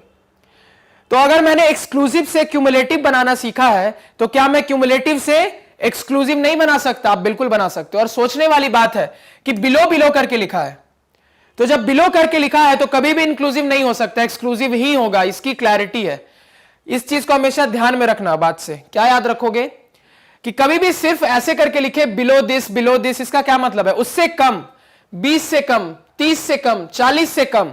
तो ना आप 20 को ले रहे हो, ना आप 30 को ले रहे हो, ना एक 40 को ले रहे हो। तो ना लेने वाली चीज कहां होती है? एक्सक्लूसिव में होती है। इंक्लूसिव में तो हम हर चीज लेकर चलते हैं। तो ये जो फॉर्मेट होता है ये हमेशा मुझे कहां ले जाएगा? एक एक्सक्लूसिव टाइप के टेबल पे ले जाएगा। तो यहां से एक चीज तो क्लैरिटी है कि यहां से जो टेबल मिलेगा वो एक्सक्लूसिव टाइप का ही मिलेगा। क्यों? क्योंकि मैंने एक्सक्लूसिव टाइप के टेबल से ही इस तरह का एक क्यूमुलेटिव फ्रीक्वेंसी टेबल बनाना सीखा था। अब आगे बात आती है क्या, देखो। तो अब बात है कि टेबल बनेगा तो कैसा दिखेगा? तो कुछ इस तरीके का होगा। अब बात को समझे आराम से। सबसे पहले कैटेगरी क्या है? मार्क्स की। तो आपने मार्क्स लिख दिया। आपका जो ऑर्डिनरी टेबल बनेगा उसमें भी यहां मार्क्स ही होगा, और यहां पे बस क्यूमुलेटिव फ्रीक्वेंसी ना होके फ्रीक्वेंसी होगा। और वो फ्रीक्वेंसी है क्या? नंबर ऑफ स्टूडेंट्स, यानी ऐसे कितने विद्यार्थी हैं जिनके नंबर इतने से इतने बीच में आ रहे हैं। सिंपल है। यहां पे क्या होता है? आपका फ्रीक्वेंसी होता है, और फ्रीक्वेंसी है क्या? आपका नंबर ऑफ स्टूडेंट्स है। अब फिर से देखें यहां पे कितनी टेबल बनेगी। तो 1 2 3 4 5 6, इतना तो पक्का है कि 6 रोज बनेंगे। 1 2 3 4, जगह नहीं बची, फिर से टेबल बनाते हैं। थोड़ा छोटा बनाएंगे इस बार कि आ जाए। 1 2 3 4 5 और 6 टेबल बना दिए। अब देखो उसके बाद, तो अब यहां पे आराम आराम से सोचो। यहां पे जो नॉर्मल मार्क्स होते हैं वो सबसे कम 0 ही आ सकता है, 0 से कम मार्क्स नहीं आएगा, ये आपको मान के चलना है। क्योंकि आपको क्या मानना है, इस टाइप का जो भी सवाल होता है उसमें नेगेटिव नंबर नहीं आता, नेगेटिव नंबर कभी नहीं आता। तो सबसे छोटा पॉजिटिव नंबर क्या है? 0 ही होगा, नेगेटिव नंबर आएगा नहीं। सबसे कम नंबर एग्जाम में किसको आ सकते हैं? तो लड्डू, 0, कुछ नहीं आए उसको। ये कोई कंपटीशन का एग्जाम नहीं है कि उसको नेगेटिव नंबर आएगा। तो आपको इस तरह के क्वेश्चन में बाय डिफॉल्ट क्या मानना है कि सबसे छोटा मार्क्स जो किसी को एग्जाम में आ सकता है वो उसको 0 आ सकता है। अब यहां से सवाल पढ़ना स्टार्ट करो। 5 ऐसे स्टूडेंट्स हैं, 5 ऐसे स्टूडेंट्स हैं जिनके मार्क्स क्या है? आपके 10 से कम है, बिलो 10। तो 10 से कम मार्क्स है, मतलब अगर मैं उसको रेंज के हिसाब से सोचूं तो मैं क्या लिखूंगा? 10 से कम मार्क्स है तो 10 को तो नहीं लेना है। 10 से कम मार्क्स है तो 10 को तो नहीं लेना है। कहां से लेना है? तो 10 से कम मार्क्स है और सबसे छोटा मार्क्स पॉसिबल क्या हो सकता है? सबसे छोटा मार्क्स पॉसिबल क्या हो सकता है? तो 0, यानी 0 से 10। अब ये क्लियरली रिप्रेजेंट कर रहा है कि ये ऐसे स्टूडेंट्स हैं जिनके मार्क्स 0 या उससे ज्यादा है लेकिन 10 से कम है। तो कुल मिला के 10 से कम है। क्लियर है? ये वाला स्टेप क्लियर हुआ होना चाहिए। आगे देखो, ये ऐसे स्टूडेंट बता रहा है, 12 स्टूडेंट्स ऐसे हैं जिनके मार्क्स 20 से कम है। अब थोड़ा इस चीज को देखो, टोटल 12 स्टूडेंट्स हैं जिनके मार्क्स 20 से कम है। ठीक है, कितने स्टूडेंट्स हैं? 12। और 5 स्टूडेंट्स ऐसे थे जिनके मार्क्स 10 से कम थे। और क्यूमुलेटिव फ्रीक्वेंसी है ये, कैसे आई होगी? हर सक्सेसिव फ्रीक्वेंसी को ऐड करके। अब देखो 20 से कम वाले टोटल 12 लोग हैं, 20 से कम वाले, तो नेक्स्ट कैटेगरी क्या बनेगी? 0 से 10 तक तो आपने देख लिया, अब 20 से कम वाले का लिखना है। तो 20 से कम वाले मतलब इतना तो पक्का है कि यहां 20 होगा। क्यों? क्योंकि जब हम एक एक्सक्लूसिव फॉर्म का टेबल बनाते हैं, जब हम एक एक्सक्लूसिव फॉर्म का टेबल बनाते हैं तो इस वाले को नहीं लेते हैं। ये तो इतना पक्का है कि ये बता रहा है कि 20 से कम लेना है, और सेकेंड कैटेगरी भी यही है, बिलो 20, 20 से कम लेना है। अब सवाल है कहां से लेके 20 तक जाना है, कहां से? तो आप यहां पे कहां पे रुके थे? 10 से कम वाले। तो अब जब ये 10 से कम वाले पे रुके थे तो ऑब्वियस सी बात है कि यहां 10 होना चाहिए। और टेबल है किस टाइप का? टेबल है भी एक्सक्लूसिव टाइप का, और उसका लिखने का फॉर्मेट ही यही होता है कि जहां से एक की कहानी खत्म होती है वहां से दूसरे की कहानी शुरू हो जाती है।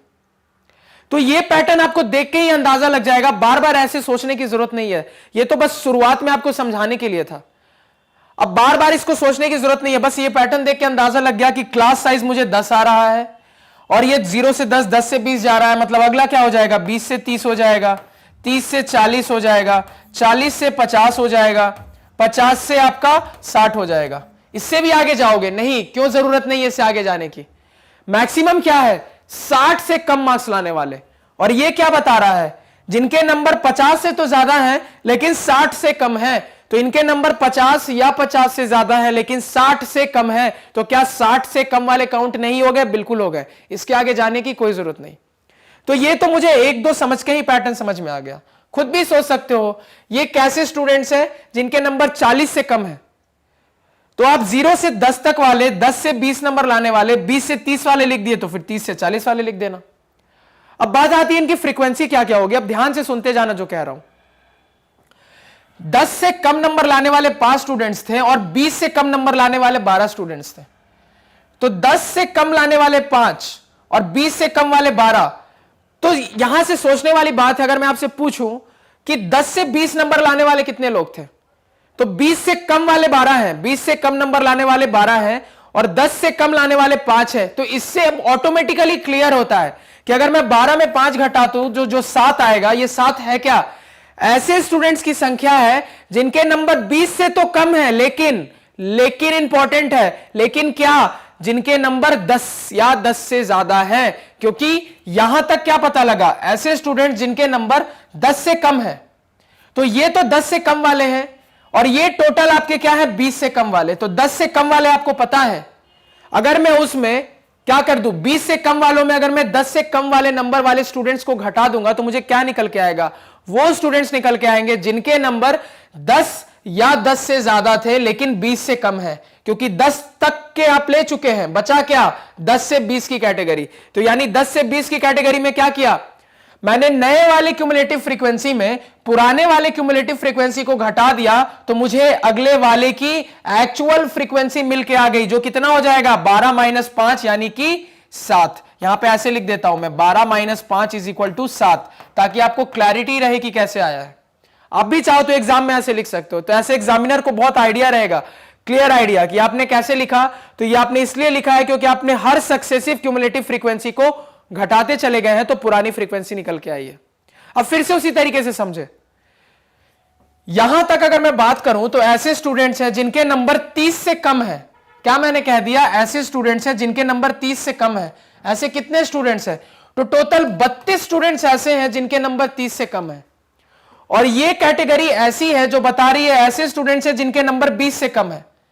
तो 20 से कम वाले 12 स्टूडेंट्स हैं, 30 से कम वाले 32 स्टूडेंट्स हैं। तो ऑब्वियसली क्लियर है जो ये बचे हुए स्टूडेंट्स हैं, यानी अगर मैं 32 में 12 घटा दूं, 32 में अगर 12 घटा दूं तो जो मुझे 20 आ रहा है वो मुझे क्या देगा?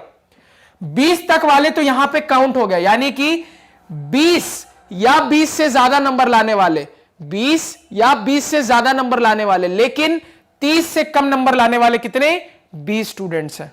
तो ये कितना हो गया? 32 - 12 यानी कि 20। बिल्कुल मीनिंग क्लियर होनी चाहिए, रटना नहीं है कि क्या कर रहे हैं, एकदम समझ के चलना है कि कहानी कैसे चल रही है। समझ के चलोगे, एग्जाम में फॉर्मूले भूल भी जाओगे फिर भी सवाल बना के आओगे, ये इंपॉर्टेंस होता है। तो इसलिए कंसेप्ट्स की बिल्कुल क्लैरिटी होनी चाहिए, एकदम क्रिस्टल की तरह क्लियर होना चाहिए कंसेप्ट। आगे देखो, यहां पे मुझे कैसे स्टूडेंट्स चाहिए? तो ऐसे स्टूडेंट्स जिनके नंबर 30 या 30 से ज्यादा हो लेकिन 40 से कम हो। अब थोड़ा आप यहां पे पहुंच जाए, कहां पे, यहां पे पहुंच जाए। अब जब आप यहां पे पहुंचेंगे तो क्या ऑब्जर्व कर रहे हैं आप? ये ऑब्जर्व कर रहे हैं कि ये ऐसे स्टूडेंट्स हैं जिनके नंबर 40 से कम है, और ये ऐसे स्टूडेंट थे जिनके नंबर 30 से कम थे। तो 40 से कम वाले 40 स्टूडेंट, 30 से कम वाले 32 स्टूडेंट, यानी अगर मैं 40 में 32 घटा दूं जो कि मुझे 8 देगा, वो कैसे स्टूडेंट्स के बारे में बताएगा? तो ये जो बचे हुए 8 स्टूडेंट्स हैं, ये ऐसे स्टूडेंट्स हैं जिनके नंबर 30 या 30 से ज्यादा है, 30 या 30 से ज्यादा है लेकिन 40 से कम है। तो ये बचे हुए कितने? 8 स्टूडेंट्स हुए। तो 40 माइनस 32 यानी कि 8। उसी तरीके से अगला किस कैटेगरी में जाना है? तो 40 नंबर या उससे ज्यादा हो लेकिन 50 नंबर से कम हो। तो 50 से कम वाले 45 स्टूडेंट्स, 40 से कम वाले 40 स्टूडेंट्स। तो जो ये बचे हुए 5 स्टूडेंट्स हैं, 45 माइनस 40, ये जो 45 माइनस 40 5 स्टूडेंट्स बच गए, वो एक्चुअली है क्या? तो ऐसे स्टूडेंट्स हैं जिनके नंबर 40 या उससे ज्यादा है लेकिन आपके किससे? 50 से कम है। बिल्कुल यही तो मुझे चाहिए था, मिल गया। अगेन नेक्स्ट स्टेप पे जाना है, इन दोनों को घटा देंगे। तो 45 माइनस 48 तो कितना आ जाएगा? वहां से 3 आ जाएगा। तो 48 माइनस 45 यानी कि 3। और ये मुझे क्या देगा? ऐसे स्टूडेंट्स के बारे में बताएगा जिनके नंबर 50 या उससे ज्यादा है लेकिन 60 से कम है। क्यों? ये टोटल ऐसे स्टूडेंट्स हैं जिनके 60 से कम नंबर है। कैसे स्टूडेंट्स हैं? 48 ऐसे स्टूडेंट्स हैं जिनके 60 से कम मार्क्स हैं, और 45 ऐसे स्टूडेंट्स हैं जिनके 50 से कम मार्क्स हैं। तो जो बचे हुए 3 स्टूडेंट्स हैं, आखिर वो होंगे कौन? वो ऐसे ही स्टूडेंट्स होंगे जिनके 50 या उससे ज्यादा नंबर होंगे लेकिन 60 से कम होंगे। क्लैरिटी है? समझ में आया? जैसे ही आपका टेबल बनेगा। तो यहां पे हमने क्या किया? Reverse process. लास्ट क्वेश्चन में हम ऑर्डिनरी फ्रीक्वेंसी टेबल से क्यूमुलेटिव फ्रीक्वेंसी टेबल पे गए थे। यहां पे हमने क्या किया? क्यूमुलेटिव फ्रीक्वेंसी टेबल से ऑर्डिनरी फ्रीक्वेंसी टेबल पे। और वहां पे भी कैसी ऑर्डिनरी फ्रीक्वेंसी टेबल? तो एक ऐसी टेबल जो कि किस फॉर्म की है? आपकी एक्सक्लूसिव फॉर्म की है, क्योंकि लास्ट वाला नहीं लेते। कैसे पहचानेंगे? तो बिलो करके देगा तो उससे हम पहचान सकते हैं कि हमेशा वो एक्सक्लूसिव बनेगा। क्यों? अगर मैंने कह दिया बिलो 20, 20 से कम, तो जब मैं कह रहा हूं 20 से कम, मतलब मैं 20 को नहीं गिन रहा, मैं 20 से कम को ही गिनूंगा। तो 20 को नहीं गिनने का क्या मतलब है? इंक्लूसिव में तो रेंज की दोनों चीजें लेते हैं, तो ऑब्वियसली एक्सक्लूसिव रहा होगा, तभी रेंज का एक सर छोड़कर चल रहे हैं। क्लैरिटी है? तो काफी इंपॉर्टेंट है टेबल कैसे बनाया है। तो बिल्कुल क्लैरिटी रखना, एकदम कंफ्यूज नहीं होना। हर स्टेप का निकालने के लिए उससे पिछले स्टेप वाले क्यूमुलेटिव फ्रीक्वेंसी टेबल को क्या कर देना है? आपको घटा देना है। अगर मैं यहां पे आपको थोड़ा सा ट्रिक दे दूं तो क्या ट्रिक बोलोगे? सिंपल, कुछ नहीं करना है। बिलो 10 है, बिलो 20 है, बिलो 30 है, दिख रहा है। तो बिलो 10 है तो सबसे कम मार्क्स 0 आ सकते हैं, और 10 नहीं लेना है क्योंकि बिलो 10 है। तो 0 से 10। अब जैसे ही एक पैटर्न दिख गया, लाइन से लिखते जाओ, 10 से 20, 20 से 30, 30 से 40, 40 से 50, कहां तक? इतने तक लिखना कि वो काउंट हो जाए। बिलो 60 यानी 60 से कम तक, तो कहां पे रुक जाओगे? 50 से 60 पे जाके रुक जाओगे।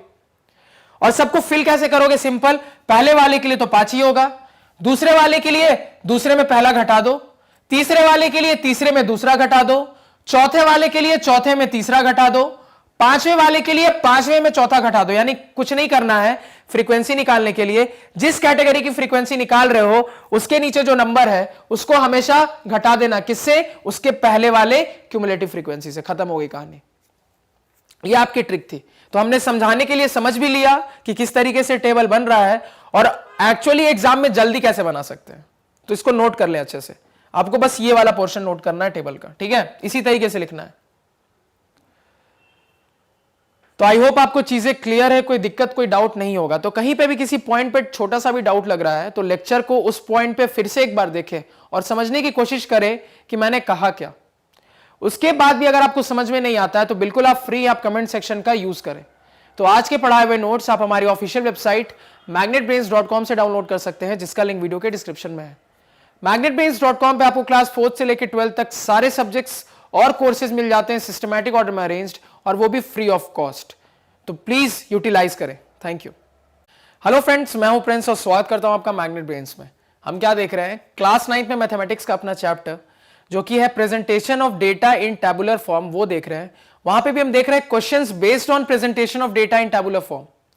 तो बेसिकली हम डिस्कस कर रहे थे आर.एस. अग्रवाल की एक्सरसाइज नंबर 16 को, जहां पे लास्ट क्लास में हमने क्वेश्चन नंबर 15 तक डिस्कस कर लिया था। तो क्वेश्चन नंबर 14 और 15 की क्या खासियत थी? तो काफी इंपॉर्टेंट क्वेश्चन थे। क्यों इंपॉर्टेंट थे? क्योंकि 14th में हमने सीखा कि किस तरीके से एक ऑर्डिनरी फ्रीक्वेंसी टेबल से एक क्यूमुलेटिव फ्रीक्वेंसी टेबल बनाना है। उसके बाद जब हम क्वेश्चन नंबर 15 पे गए तो हमने क्या सीखा, किस तरीके से क्यूमुलेटिव फ्रीक्वेंसी टेबल से एक ऑर्डिनरी फ्रीक्वेंसी टेबल बनाना है, एकदम आपस में ऑपोजिट। अब क्वेश्चन नंबर 16 क्या है? अगेन क्या दिख रहा है? एक क्यूमुलेटिव फ्रीक्वेंसी टेबल दिख रही है, उससे मुझे क्या बनाना है? एक ordinary frequency table. Again format देखो क्या है, बिलो बिलो करके लिखा है, 10 से कम, 20 से कम, 30 से कम। तो जब मैं 10 से कम बोलूंगा मतलब मुझे 10 से कम हर नंबर को लेना है, लेकिन 10 को नहीं लेना। जब मैं 20 से कम बोलूंगा मतलब मुझे 20 से कम हर नंबर को लेना है, लेकिन 20 को नहीं लेना। जब मैं 30 से कम बोलूंगा मतलब 30 से कम मुझे हर नंबर लेना है, लेकिन 30 को नहीं लेना। तो इस तरह का फॉर्मेट नहीं लेना कहां आता है? एक्सक्लूसिव में आता है। यानी कि इससे जो करस्पॉन्डिंग ऑर्डिनरी टेबल बनेगा वो ऑब्वियसली एक्सक्लूसिव का बनेगा। तो लास्ट क्लास में जो मैंने आपको ट्रिक बताई थी और जो अच्छे से समझाया था, अगर उस पैटर्न पे ही मैं आगे प्रोसीड करूं तो मैं क्या बोलूंगा? अगर ट्रिक से देखें तो देखो टेबल कैसे बनेगा। सिंपल, कुछ नहीं करना है। इधर क्या है? मार्क्स है, तो यहां पे आप लिखेंगे मार्क्स। सेकेंड कॉलम में आप क्या लिखेंगे? फ्रीक्वेंसी। और ये फ्रीक्वेंसी एक्चुअली है क्या? तो उन विद्यार्थियों की संख्या है जिनको इस तरीके से नंबर आ रहे हैं। फ्रीक्वेंसी क्या है? ऐसे स्टूडेंट्स हैं जिनके मार्क्स इस तरीके से आ रहे हैं। तो फ्रीक्वेंसी के नीचे आप क्या लिख देना? Number of students. अब आगे देखें, यहां पे कितने रोज बनाने पड़ेंगे? तो 1 2 3 रो, 4 5 और 6 रो। तो 6 रो बना दो यहां पे। 1 2 3 4 5 और 6 रोज बना दिया आपने। अब देखो किस तरीके से रेंज बतानी है। तो 10 से कम कितने आपके? 10 से कम मार्क्स लाने वाले। तो 10 से कम, अगेन मैंने क्या बताया था? 10 से कम तो इतना तो पक्का इस तरफ 10 होगा, क्योंकि ये 10 को नहीं लेता है। जब मैं ऐसे लिखता हूं तो ये 10 को नहीं लेता है। तो 10 से कम, तो मिनिमम कितना पॉसिबल है? मिनिमम 0 आ सकता है, यानी 0 से 10। अब बस एक पता लग गया, लाइन से लिख सकते हो। क्यों? क्योंकि एक्सक्लूसिव फॉर्म का टेबल है। क्लास साइज क्लियर हो रही है। क्या है क्लास साइज आपकी? 10 है क्लास साइज। क्या है क्लास साइज? 10 है। तो अगर क्लास साइज 10 है तो यहां से अगला क्या हो जाएगा? 0 से 10 है तो 10 से 20, फिर 20 से 30, फिर 30 से 40, 40 से 50, 50 से 60। लास्ट वाले को लिख के बस एक बार जब ट्रिक यूज करो तो क्या चेक कर लेना कि मेरा लास्ट वाला काउंट हुआ कि नहीं। लास्ट वाला क्या कह रहा है? 60 से कम वाले। तो मुझे बस यहां तक जाना है कि 60 से कम तक में मेरा काम हो जाए। तो मैं यहां क्या देख रहा हूं? ये क्या बता रहा है? 50 या 50 से ज्यादा, लेकिन 60 से कम। तो हाँ भाई, 60 से कम मेरा काउंट हो गया, तो मेरा काम हो गया। अब कैसे फिल करते हैं डेटा को? पहले के लिए पहला आराम से लिख दो जैसे लिखा है। दूसरा कैसे लिखोगे? तो दूसरा लिखने के लिए दूसरे में पहला घटाओ। तो 22 में 17 घटा दो, कितना आ जाएगा? 5 आ जाएगा। अगेन तीसरा लिखना है, तो तीसरा कैसे लिखोगे? इसके पहले वाला इसमें घटा दो। तो क्या करोगे? तीसरा लिखना है तो तीसरे में दूसरा घटाओगे, मतलब 29 में 22 घटा दो। तो 29 में 22 घटा दो, कितना आ जाएगा? 7 आ जाएगा। उससे अगले पे जाना है तो क्या दिख रहा है? चौथा। तो चौथा कैसे निकलेगा? चौथे में तीसरा घटाओ, यानी 37 में 29 घटाओ। तो 37 में 29 घटाओगे तो कितना आ जाएगा? 8 आ जाएगा। क्लियर है सभी को? अगला देखो, अगला मुझे क्या निकला है? ये वाला लिखना है, 40 से 50 वाले। तो मैं कैसे लिखूंगा? ये वाला स्टेप लिखने के लिए क्या करना पड़ेगा? 50 में इससे पहले वाला यानी 37 को घटाना पड़ेगा। तो 50 माइनस 37 कितना हो गया? ये आपका हो जाएगा 13। कितना हो गया? 13। अगला देखो, अब लास्ट कैसे लिखेंगे? लास्ट में सेकंड लास्ट को घटा दो। तो 60 माइनस 50 यानी कि 10। 60 माइनस 50 यानी कि 10। आई होप आपको ये टेबल विजिबल है। ठीक है, अब देखो यहां पे, तो ये तो ट्रिक से मैंने टेबल बना दिया। अब समझने के लिए मैं समझूं तो कैसे समझूंगा? टेबल तो बन गया है, तो समझने के लिए कैसे समझूंगा? तो कुल मिलाकर इससे मुझे एक रेंज वाला फ्रीक्वेंसी टेबल बनाना था। अब 10 से कम मार्क्स वाले, मतलब कहां से कहां तक? या तो उसका मार्क्स 0 हो या उससे ज्यादा हो, लेकिन क्या ध्यान रखना है? 10 से कम होने चाहिए। कितने स्टूडेंट्स हैं? 17 लिख दिया। उसके बाद देखा मैंने 20 से कम मार्क्स वाले। अब देखो मेरी नेक्स्ट कैटेगरी क्या है एक्चुअली? मेरी नेक्स्ट कैटेगरी है 10 नंबर या उससे ज्यादा लाने वाले लेकिन 20 से कम वाले। तो 20 से कम वाले टोटल 22 है, लेकिन मुझे 20 से कम तो चाहिए ही चाहिए, साथ में ऐसे स्टूडेंट स्पेसिफिकली चाहिए जिनके 10 या 10 से ज्यादा हो। 20 से कम हो वो ठीक है, लेकिन उनके 10 या 10 से ज्यादा भी होने चाहिए। तो वो कैसे निकलेगा? मैं कुछ नहीं करूंगा, 20 से कम वालों में अगर 10 से कम वाले में घटा दूंगा तो मुझे ऐसे स्टूडेंट निकल के आ जाएंगे जिनके मार्क्स 10 या 10 से ज्यादा है लेकिन 20 से कम है। अगेन अगर मैं थर्ड स्टेप की बात करूं, थर्ड स्टेप क्या है? 30 से कम नंबर लाने वाले। तो मुझे क्या निकालना है? 20 नंबर या उससे ज्यादा लाने वाले लेकिन 30 से कम वाले। तो ठीक है, 30 से कम वाले टोटल 29 है, लेकिन एक और चीज है, एक और रिक्वायरमेंट है मेरी कि उनके नंबर 20 या उनसे ज्यादा भी होने चाहिए। बस 30 से कम हो उससे मेरा काम नहीं चलेगा। तो 20 या उससे ज्यादा के लिए मैं क्या करूंगा? तो मैं कुछ नहीं करूंगा, 30 से कम नंबर लाने वालों में अगर मैं 20 से कम नंबर लाने वाले घटा दूंगा तो मेरे पास कैसे विद्यार्थी बचेंगे? ऐसे ही स्टूडेंट्स बचेंगे जिनके नंबर 20 या उससे ज्यादा हो। वो कैटेगरी भी फुलफिल हो गई, और उनके नंबर 30 से कम हो वो भी फुलफिल हो गई। तो दोनों चीजें जो मुझे चाहिए वो फुलफिल हो गई। कैसे फुलफिल हुई? तो जिस स्टेज पे मुझे चाहिए था उससे इसके जस्ट पिछले वाले को घटा देते हैं, तो ऐसे करके पूरी टेबल बन जाएगी। क्लैरिटी है? नोट कर ले। अब आप निकालना सीख चुके हो तो बिल्कुल पीस ऑफ केक है, टाइम नहीं लगना है टेबल बनाने में। और ये सारे क्वेश्चन आपके एग्जाम में कई बार 3 से 4 मार्क्स में पूछे चले जाते हैं, तो बिल्कुल ध्यान रखेंगे और आराम से हर चीज समझ चुके उसी को अप्लाई कर रहे हैं। तो अगेन आई होप चीजें क्लियर है। इससे रिलेटेड बहुत ही डिटेल्ड मैनर में मैंने कंसेप्ट लास्ट क्वेश्चन में बताया था, जो कि था क्वेश्चन नंबर 15। अगर आपको लग रहा है कि यहां पे मैंने थोड़ा फास्ट फॉरवर्ड बता दिया तो कोई इशू नहीं है, आप क्वेश्चन नंबर 15 को देखो, बिल्कुल सेम क्वेश्चन है, कुछ क्वेश्चन में डिफरेंस नहीं है। जैसा क्वेश्चन नंबर 16 है वैसा ही क्वेश्चन नंबर 15 है। वहां पे मैंने और डिटेल में हर एक चीज एक्सप्लेन की है। वैसे तो मेरी उम्मीद है कि जितना मैंने बता दिया उससे आपको समझ में आ गया होगा, लेकिन किसी को और डिटेल्ड एक्सप्लेनेशन चाहिए तो इससे जस्ट पिछले वाले क्वेश्चन को विजिट करके अच्छे से एक बार देख ले। क्लैरिटी है? अगर इतना करने के बाद भी क्लियर नहीं होता तो आप जरूर कमेंट सेक्शन में बताएं।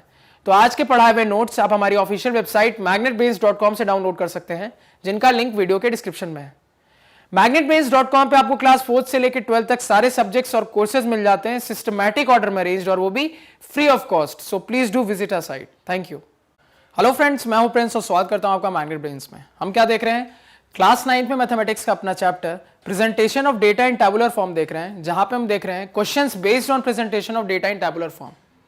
यहां पे भी बेसिकली हम क्या डिस्कस कर रहे थे? तो हम डिस्कस कर रहे थे आरएसवाल के एक्सरसाइज नंबर 16 को, जहां पे लास्ट क्लास में हमने क्वेश्चन नंबर 17 तक डिस्कस कर लिया था।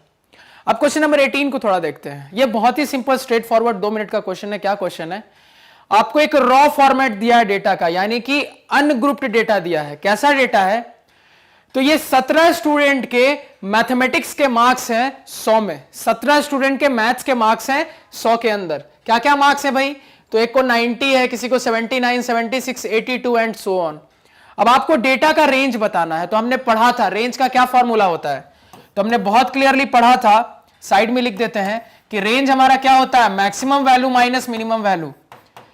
यानी आपके पास जो डेटा दिया गया है, आपके पास जितने सारे डेटा दिए गए हैं उसमें तुम मैक्सिमम वैल्यू ढूंढो, उसमें तुम मिनिमम वैल्यू ढूंढो, दोनों को घटा दो तो आपका रेंज आ जाएगा। अगेन आपके एग्जाम में ये 1 मार्क्स का क्वेश्चन है। तो डेटा को ऑब्जर्व करके क्या दिख रहा है? सिंपल सॉल्यूशन पे ही आ जाते हैं। डेटा को ऑब्जर्व करके क्या दिख रहा है? सबसे बड़ी वैल्यू क्या है? तो भाई 100 नंबर का ही एग्जाम है, सबसे ज्यादा 100 आ सकता है। तो 100 आने वाले कितने? 2 स्टूडेंट्स है, तो सबसे ज्यादा मार्क्स कितने आए हैं? 100 आए हैं। तो क्या बोल दोगे यहां से? Maximum value is equal to maximum value, आपको फुल फॉर्म लिखना है, maximum value is equal to 100। अब मैं आपसे पूछूं सबसे कम नंबर कितने आए हैं मैथ्स में, तो क्या बताओगे? Minimum value is equal to कितना है? मिनिमम वैल्यू चेक करो। तो सबसे कम अभी तक मुझे 65 दिखा है, और देखो और छोटा दिखा 46 दिखा। 46 से छोटा कुछ नहीं है, तो मिनिमम वैल्यू कितना है आपका? 46 है। तो रेंज क्या बता दोगे? Therefore range is equal to maximum value minus minimum value.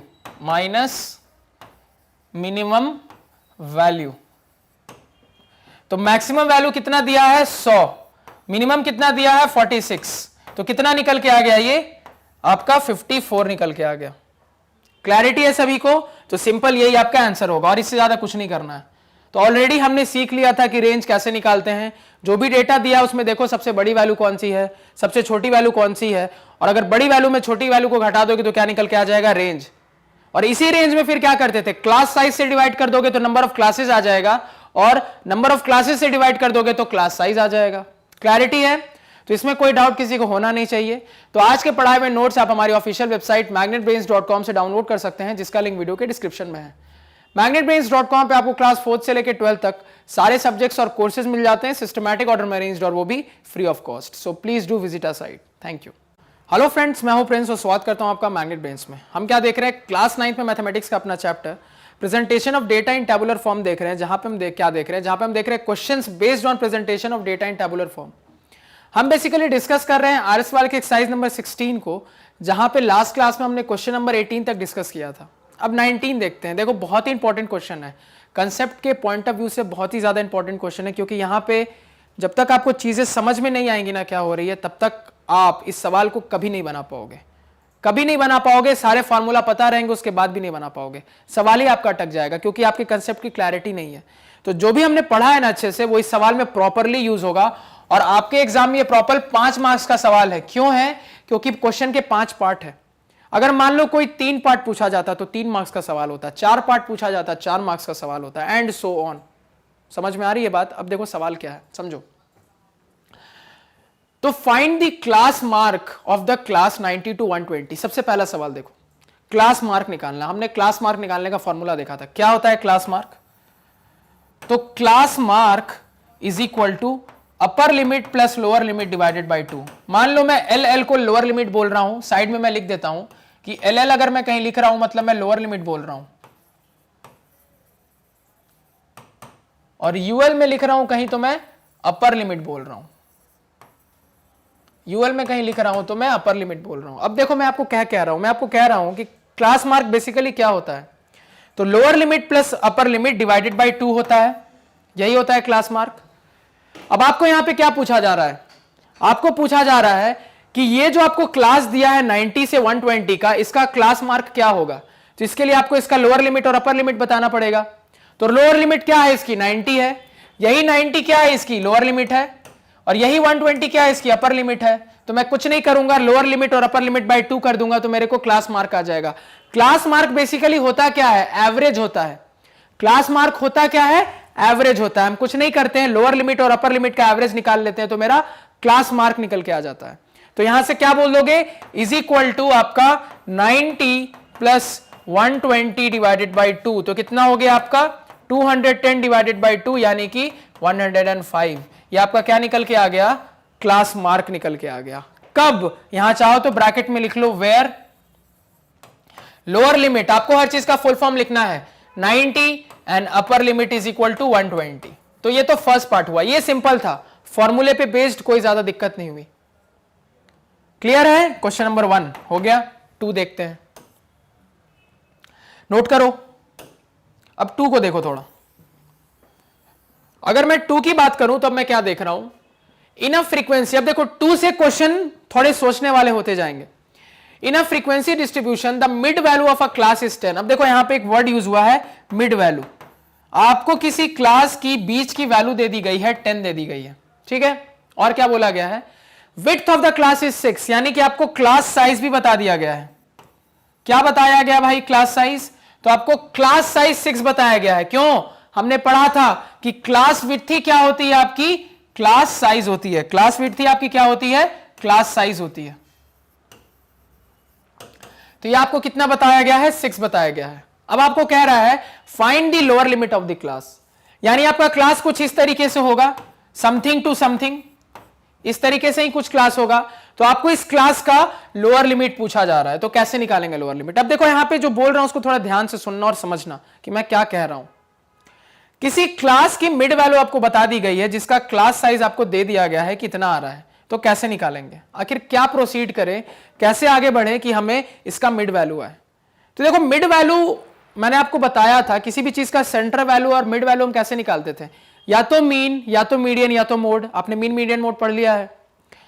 तो मीन निकालेंगे, मीडियन निकालेंगे या मोड निकालेंगे। तो हम जो बेसिकली आपका ये फ्रीक्वेंसी डिस्ट्रीब्यूशन डेटा पढ़ते हैं, वो एक्चुअली होता क्या है, तो ज्यादातर डेटा जो होता है ना काफी आसपास होता है, मतलब कंपेरेबल है। ऐसा यहां पे नहीं मिलता जल्दी कि एक डेटा बहुत दूर है एक डेटा बहुत पास है, सारे डेटा आसपास के ही होते हैं। तो यहां पे जनरली कहीं पे भी सेंट्रल वैल्यू या मिड वैल्यू की बात होगी, मतलब आपको एवरेज की बात करनी है। मैंने क्या कहा, कहीं पे भी सेंट्रल वैल्यू या मिड वैल्यू की बात करनी होगी, यानी कि आप किसकी बात करोगे, आप एवरेज वैल्यू की बात करोगे।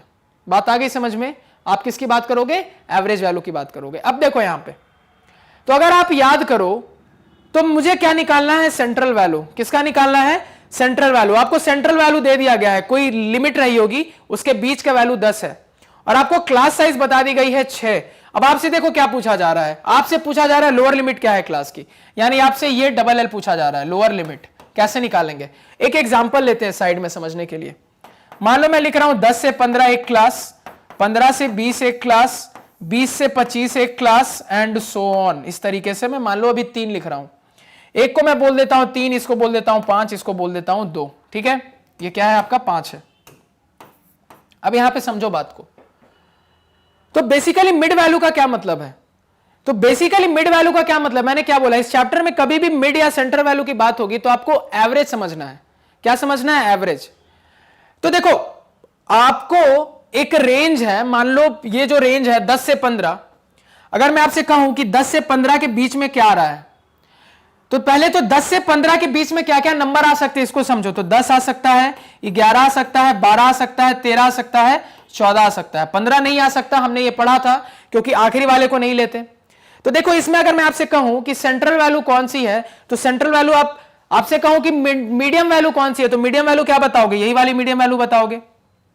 कैसे निकला, तो इसको थोड़ा देखो, ये निकला कैसे। अगर मैं आपसे कहूं कि आप ये निकाल के दिखाओ कि ये 12 कैसे आया, तो मैंने कुछ नहीं किया, इस 14 में मैंने इस 10 को जोड़ दिया, तो मैंने 10 में 14 जोड़ा और 2 से डिवाइड किया, यानी कि मैंने लोअर लिमिट और अपर लिमिट का एवरेज निकाला। तो मुझे क्या, यही सेंट्रल वैल्यू निकल के आया। कितना आ जाएगा, ये 12 आ जाएगा। कैसे आया था ये 12, तो मैंने लोअर लिमिट और अपर लिमिट का एवरेज निकाला, तब जाके मुझे मिड वैल्यू निकल के आया। तो यहां पे भी क्या करेंगे, कुछ नहीं करेंगे, लोअर लिमिट और अपर लिमिट का एवरेज निकाला होगा, तभी आपका क्या आया होगा, सेंट्रल वैल्यू आया होगा। अब एक और बात, क्या कौन सी बात, अब उसको समझो। तो इतना समझ में आया मुझे अभी तक कि लोअर लिमिट और अपर लिमिट का निकाल कर एवरेज कर देंगे तो बीच का ये सेंटर वैल्यू आ जाएगा। अब यहां पे मैं जो इक्वेशन बना रहा हूं उसको थोड़ा देखो। मान लो मैं लोअर लिमिट को x कह रहा हूं, let lower limit is equal to x। ठीक है, आपको ना लोअर लिमिट पता है, आपको अपर लिमिट भी नहीं पता है। आपको क्या है, अपर लिमिट भी नहीं पता है। तो जब आपको अपर लिमिट नहीं पता है तो मान लो आप उसको y बोल देते, तो आपका इक्वेशन क्या बनता, थोड़ा बात समझो मेरी, x plus y divided by 2 is equal to 10 बनता। तो 2 अननोन है, इक्वेशन 1 है, कभी सॉल्व होगा नहीं होगा। तो 2 अननोन के लिए 2 इक्वेशन चाहिए। अब मैं इस क्लास साइज को कैसे यूज करूं, ये अभी तक यूज नहीं हुआ इसमें, इसको कैसे यूज करूं। अब इस चीज को समझो यहां पे। अब देखो यहां पे, जैसे अगर मैंने आपके सामने लिखा, क्या लिखा है यहां पे, एक डेटा लिखा है 10 से 15। ठीक है, तो लोअर लिमिट क्या है 10, अपर लिमिट क्या है 15। अब मैं आपसे पूछूं इसकी क्लास साइज बताओ, तो क्या बताओगे, इसके अंदर कितनी चीजें आ सकती हैं, तो क्या क्या आ सकता है, 10 से 15 के बीच में 11, 12, 13, 14 आएगा, 10 आएगा, लेकिन 15 नहीं आएगा, क्योंकि ये किस टाइप का टेबल है, एक्सक्लूसिव टाइप का है। तो क्लास साइज कितनी हो गई, 5। इसकी क्लास साइज कितनी हो गई, 5 हो गई। तो अगर यहां पे क्लास साइज 5 हो गई, तो एक चीज समझो, अगर आपको याद हो तो हमने एक और फॉर्मूला पढ़ा था, क्या पढ़ा था, कि क्लास साइज होता क्या है। अगर मैं आपसे कहूं क्लास साइज होता क्या है, तो आपने एक फॉर्मूला पढ़ा था, क्या पढ़ा था, ट्रू अपर लिमिट में अगर मैं ट्रू लोअर लिमिट को घटा दूंगा तो मुझे क्या मिल के आ जाएगा, क्लास साइज मिल के आ जाएगा। क्लैरिटी है, ट्रू अपर लिमिट में अगर मैं ट्रू लोअर लिमिट को घटा दूंगा तो मुझे क्या निकल के आ जाएगा, क्लास साइज निकल के आ जाएगा। अब यहां पे बात को समझे, मैं मान लेता हूं कि जो मेरा टेबल है वो एक्सक्लूसिव टाइप का ही है। ठीक है, मैं मान लेता हूं मेरा जो टेबल है एक्सक्लूसिव टाइप का ही है। और देखो आपको यह मानना पड़ेगा कि आपका टेबल एक्सक्लूसिव टाइप का है, इंक्लूसिव टाइप का नहीं है। यह यहां पे इस सवाल में आपको मानना पड़ेगा, नहीं तो फिर आपके आंसर में फर्क आ जाएगा। तो कहीं पे भी ऐसा देखो जहां पे कंफ्यूजन हो कि मैं एक्सक्लूसिव टाइप का टेबल लूं कि इंक्लूसिव टाइप का, ये समझ में नहीं आ रहा है, तो आप क्या मानना, हमेशा उसको बाय डिफॉल्ट एक्सक्लूसिव टाइप का टेबल मानना। क्या मानोगे, बाय डिफॉल्ट एक्सक्लूसिव टाइप का टेबल। अब देखो एक्सक्लूसिव टाइप के टेबल में अगर आपको याद हो तो अपर लिमिट और ट्रू अपर लिमिट सेम होते हैं और लोअर लिमिट और ट्रू लोअर लिमिट भी सेम होता है।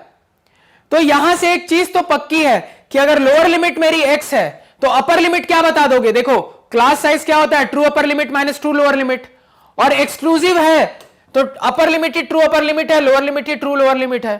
तो यहां से मैं आपसे पूछ रहा हूं कि मुझे लोअर लिमिट पता है, तो क्या मैं अपर लिमिट नहीं बता दूंगा? कैसे बताऊंगा? क्लास साइज में अगर मैं लोअर लिमिट को जोड़ दूंगा तो मुझे अपर लिमिट आ जाएगा। क्लास साइज में अगर मैं क्या जोड़ दूंगा? लोअर लिमिट को जोड़ दूंगा तो मुझे अपर लिमिट आ जाएगा। लोअर लिमिट क्या है? x। इसमें मैं क्या जोड़ दूं? क्लास साइज को जोड़ दूं तो मुझे क्या निकल के आ जाएगा? अपर लिमिट निकल के आ जाएगा। और इस अपर लिमिट का मुझे काम है, क्यों? यहां पे एक y एक्स्ट्रा आ रहा है और इसके कारण दो अननोन होगा इक्वेशन में। तो अगर ये पूरी पूरी x के टर्म्स में ही होती तो मैं आसानी से सॉल्व कर लेता ना। अभी पूरी पूरी x के टर्म्स में ये है नहीं, इसी वजह से मैंने इसको क्या किया? पूरा पूरा x के टर्म्स में बदला। किसकी मदद से? इस क्लास साइज को मैंने यूज किया। अब देखो यहां पे मैं क्यों कह रहा था एक्सक्लूसिव मान के चलेंगे। अब यहां पे बात को समझना, इसका रीजन ये था कि अगर आप एक्सक्लूसिव मान के नहीं चलोगे, देखो क्या इशू आएगा। इशू ये आएगा कि अगर आप लिखोगे यहां पे class size is equal to upper limit minus lower limit, क्या लिखोगे? Upper limit minus lower limit. अब यहां पे इस चीज को थोड़ा समझो। अपर लिमिट आपका क्या होता है? अगर मान लो इंक्लूसिव टाइप का टेबल होता तो हमने पढ़ा था अपर लिमिट क्या होता है? ट्रू अपर लिमिट क्या होता है आपका? अपर limit plus 0.5 minus lower limit क्या होता है? अगर आपको याद हो तो लोअर लिमिट। तो ट्रू लोअर लिमिट क्या होता है? फॉर्मूला क्लास साइज का होता है true upper limit minus true lower limit. तो इंक्लूसिव के लिए ट्रू लोअर लिमिट क्या होती है? तो lower limit minus 0.5, lower limit minus 0.5। तो इसको जब सॉल्व करोगे तो कितना आ जाएगा? अपर limit plus 1/2 minus lower limit plus 1/2। तो कितना आ गया? अपर limit plus lower limit plus 1 आ गया। तो यही इशू हो जाएगा, आपके आंसर में 1 का फर्क आ जाएगा। कब? अगर आप किस तरह का टेबल लोगे? इंक्लूसिव टाइप का टेबल लोगे। आपको सिर्फ एक्सक्लूसिव टाइप का टेबल लेना है, इंक्लूसिव टाइप का टेबल नहीं लेना है। क्यों नहीं लोगे? क्योंकि आपने अभी खुद देखा, अभी तक तो आपने जो ज्यादातर सवाल किए हैं सारे कैसे सवाल थे? आपने अभी तक इस चैप्टर में जो 90% सवाल किए हैं वो एक्सक्लूसिव टाइप के टेबल पे ही है, इंक्लूसिव टाइप के टेबल पे बहुत कम सवाल हैं। तो बाय डिफॉल्ट अगर कहीं आपको ऐसा कंफ्यूजन हो कि मैं टेबल एक्सक्लूसिव मानूं या इंक्लूसिव मानूं, तो हमेशा क्या मानोगे? जब तक सवाल खुद नहीं कहता कि इंक्लूसिव मानो, तुम बाय डिफॉल्ट एक्सक्लूसिव टेबल ही मान के चलोगे। क्योंकि अगर तुम इंक्लूसिव टेबल मानोगे तो यह दिक्कत होगी, एक 1 एक्स्ट्रा आएगा जो नहीं आना चाहिए था। अब यहां पे वापस सवाल पे आओ। अब अगर इस क्वेश्चन को मैं वापस डिस्कस करूं तो मैं यहां पे क्या देख रहा हूं? तो मुझे मिड वैल्यू पता थी, तो उस कंसेप्ट को मैंने अप्लाई किया और मैं क्लास साइज को कंपेयर कर सकता था अपर लिमिट और लोअर लिमिट में। तो मुझे लोअर लिमिट पता है x है, अपर लिमिट मैंने निकाल लिया। कैसे निकला? तो मैंने लोअर लिमिट में क्लास साइज को जोड़ दिया तो अपर लिमिट निकल गया। ऐसा क्यों हुआ? ऐसा इसलिए हुआ क्योंकि एक्चुअली में फॉर्मूला ये नहीं है कि class size is equal to true upper limit minus true lower limit formula है। इस चीज को समझो, सही फॉर्मूला ये है। फॉर्मूला ये नहीं है कि अपर लिमिट माइनस लोअर लिमिट, ये फॉर्मूला नहीं है, फॉर्मूला ऊपर वाला है। लेकिन जब एक्सक्लूसिव का केस बनता है तो वहां पे ट्रू अपर लिमिट ही अपर लिमिट बन जाता है और ट्रू लोअर लिमिट ही लोअर लिमिट बन जाता है। इसी वजह से यहां पे मैंने डायरेक्टली कह दिया कि अपर लिमिट कैसे निकल के आ गया? मैंने लोअर लिमिट में क्लास साइज को जोड़ दिया। इंक्लूसिव में ये कहानी नहीं हो रही थी। क्यों?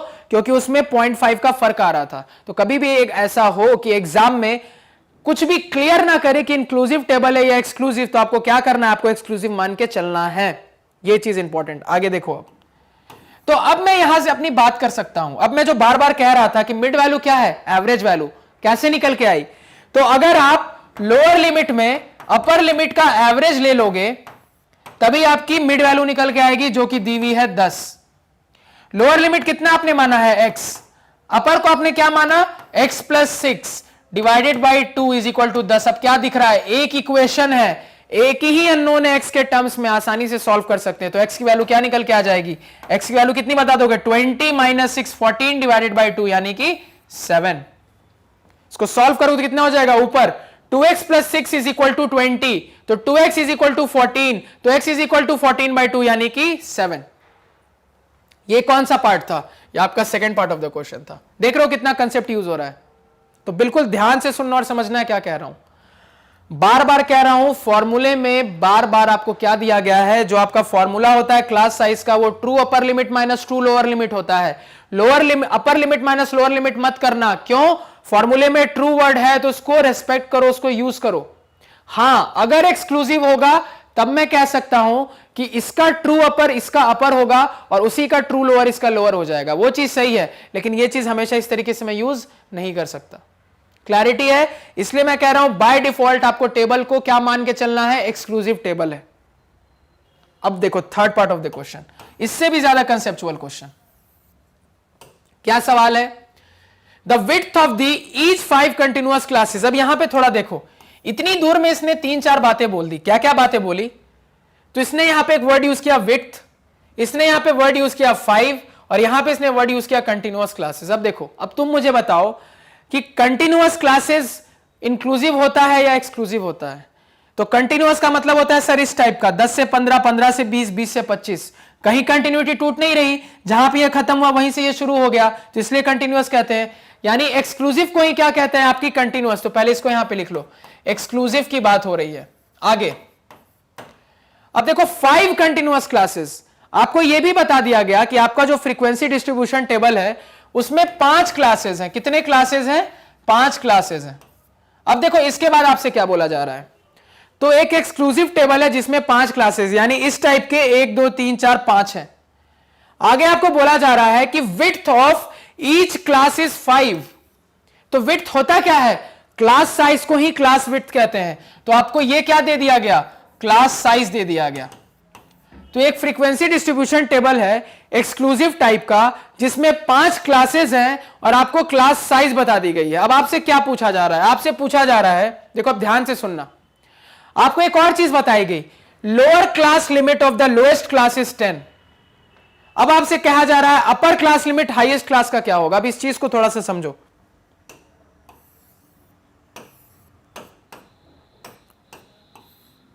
ठीक है,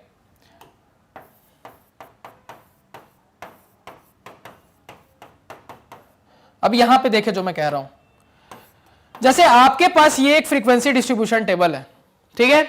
क्या है? एक फ्रीक्वेंसी डिस्ट्रीब्यूशन टेबल है। अब देखो ऑब्वियस सी बात है कि जो मेरा फ्रीक्वेंसी डिस्ट्रीब्यूशन टेबल होता है उसमें सबसे जो छोटी वाली रेंज होती है ना, सबसे छोटी वाली रेंज, सबसे कम वाली रेंज कहां होगी? सबसे ऊपर होगी।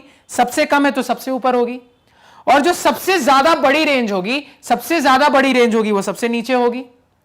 तो छोटी रेंज से क्या मतलब है? जो कम वाले नंबर्स लेगा, यानी 10 से 15 सबसे छोटा है इसके हिसाब से, तो सबसे ऊपर होता है, और जो सबसे बड़ा वाला होता है जैसे 30 से 35 सबसे लास्ट में होता है।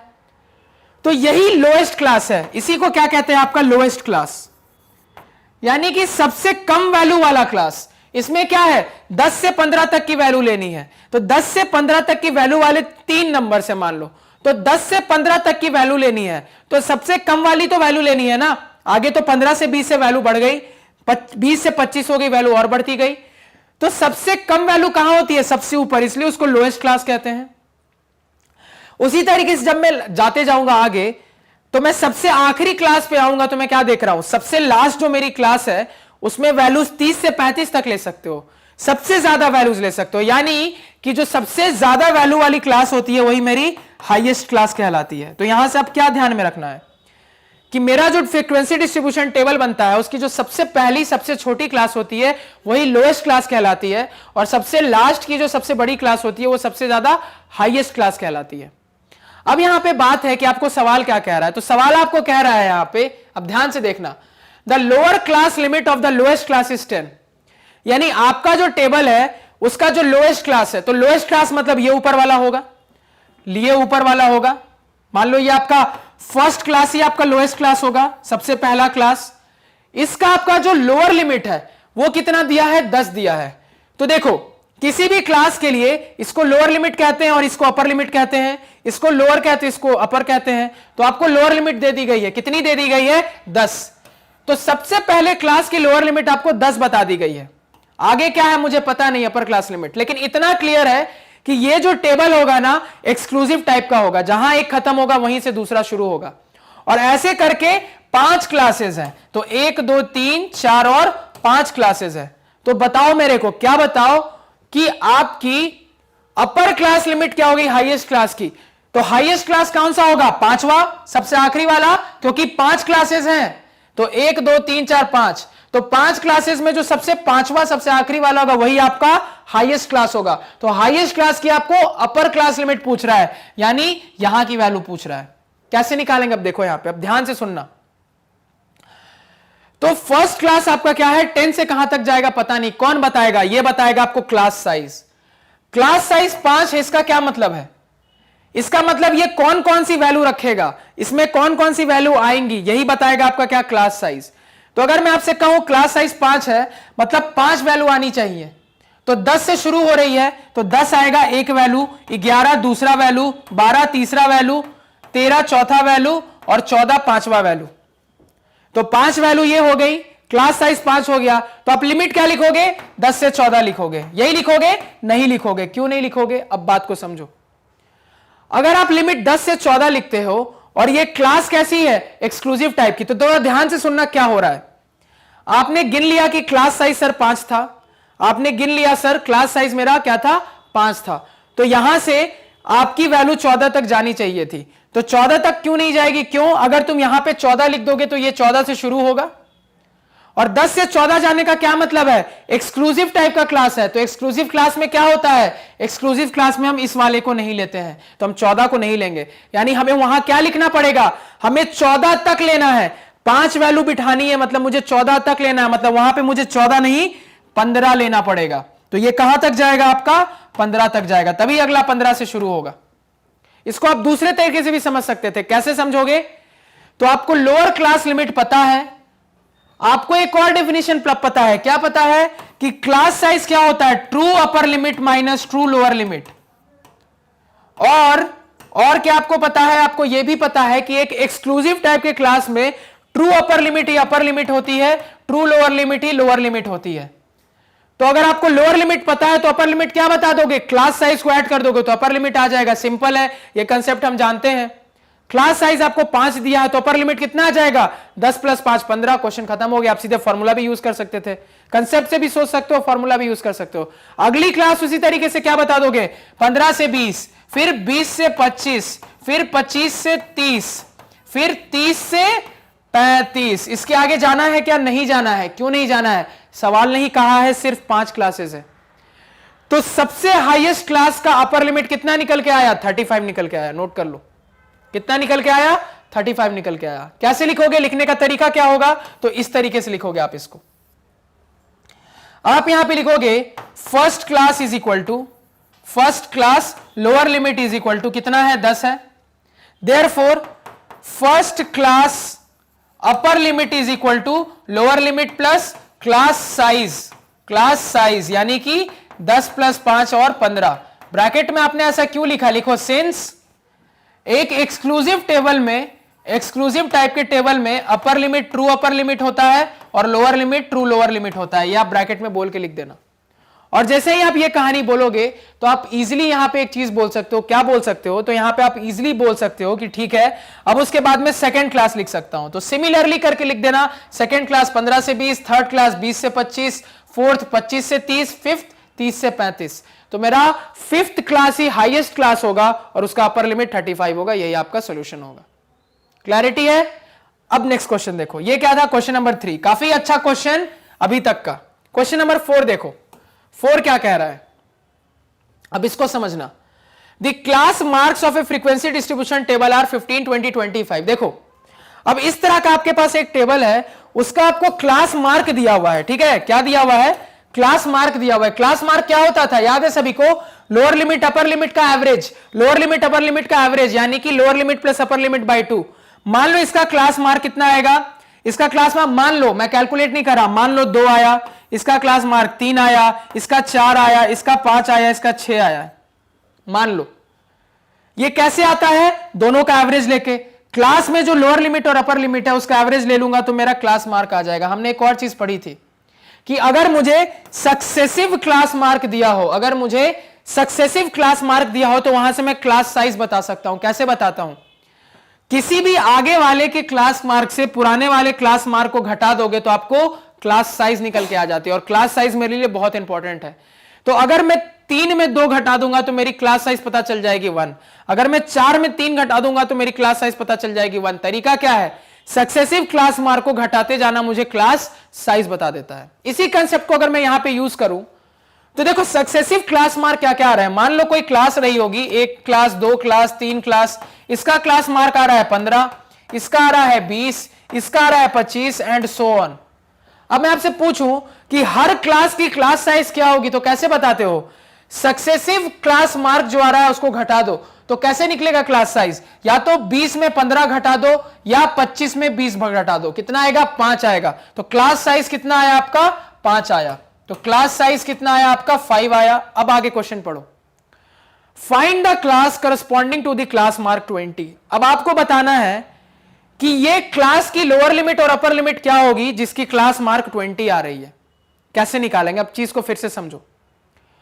तो कुल मिला के क्लास मार्क क्या होता है? तो lower limit plus upper limit divided by 2 ही मेरा क्या होता है? आपका क्लास मार्क होता है। यही होता है ना। और आपको बोला गया है ऐसे क्लास का क्लास मार्क जिसका क्लास मार्क 20 है, बताओ क्या, बताओ कि इसकी लोअर लिमिट और अपर लिमिट क्या होगी। अब यहां पे देखो, ये इक्वेशन आ गई वहां से। अब यहां पे मैं एक और चीज जानता हूं। मान लो मैं लोअर लिमिट को x बोल देता हूं, तो अपर लिमिट देखो मैं बता सकता हूं। क्या बता सकता हूं? आपकी क्लास साइज निकल के आ गई है 5, तो अपर लिमिट क्या होता है? लोअर लिमिट में क्लास साइज को जोड़ दो, लोअर लिमिट में क्लास साइज को जोड़ दो तो अपर लिमिट आ जाएगी। यही डिवाइडेड बाय 2 क्या हो जाएगा आपका? 20 हो जाएगा। तो यहां से लोअर लिमिट क्या बता दोगे? तो x ही आपका लोअर लिमिट है। कितना आ जाएगा? 2x + 5 = 40। x = कितना हो जाएगा आपका? 35। x = 35/2 यानी कि 17.5। यानी ये 17.5 से शुरू होगा और कहां तक जाएगा? 22.5 तक जाएगा। अगेन एक्सक्लूसिव टाइप का टेबल है। क्या है? एक्सक्लूसिव टाइप का टेबल है। मैंने आपको क्या बोला? कभी भी आपको क्लियर ना करे कि टेबल एक्सक्लूसिव है या इंक्लूसिव, तो आपको क्या मानना है? वो एक्सक्लूसिव टेबल है। क्योंकि इंक्लूसिव होगा तो वहां पे ट्रू अपर लिमिट और ट्रू लोअर लिमिट अलग अलग हो जाएंगे। क्लैरिटी है सभी को ये? क्योंकि जब हम क्लास साइज को डिफाइन करते हैं तो हम ये नहीं बोलते क्लास साइज = अपर माइनस लोअर लिमिट। एक्चुअली में क्लास साइज की डिफिनेशन होती है ट्रू अपर माइनस ट्रू लोअर, लेकिन जब एक्सक्लूसिव होता है तो वहां ट्रू अपर ही अपर होता है और ट्रू लोअर ही लोअर होता है। इसी वजह से हम इस कंसेप्ट को यूज कर रहे हैं।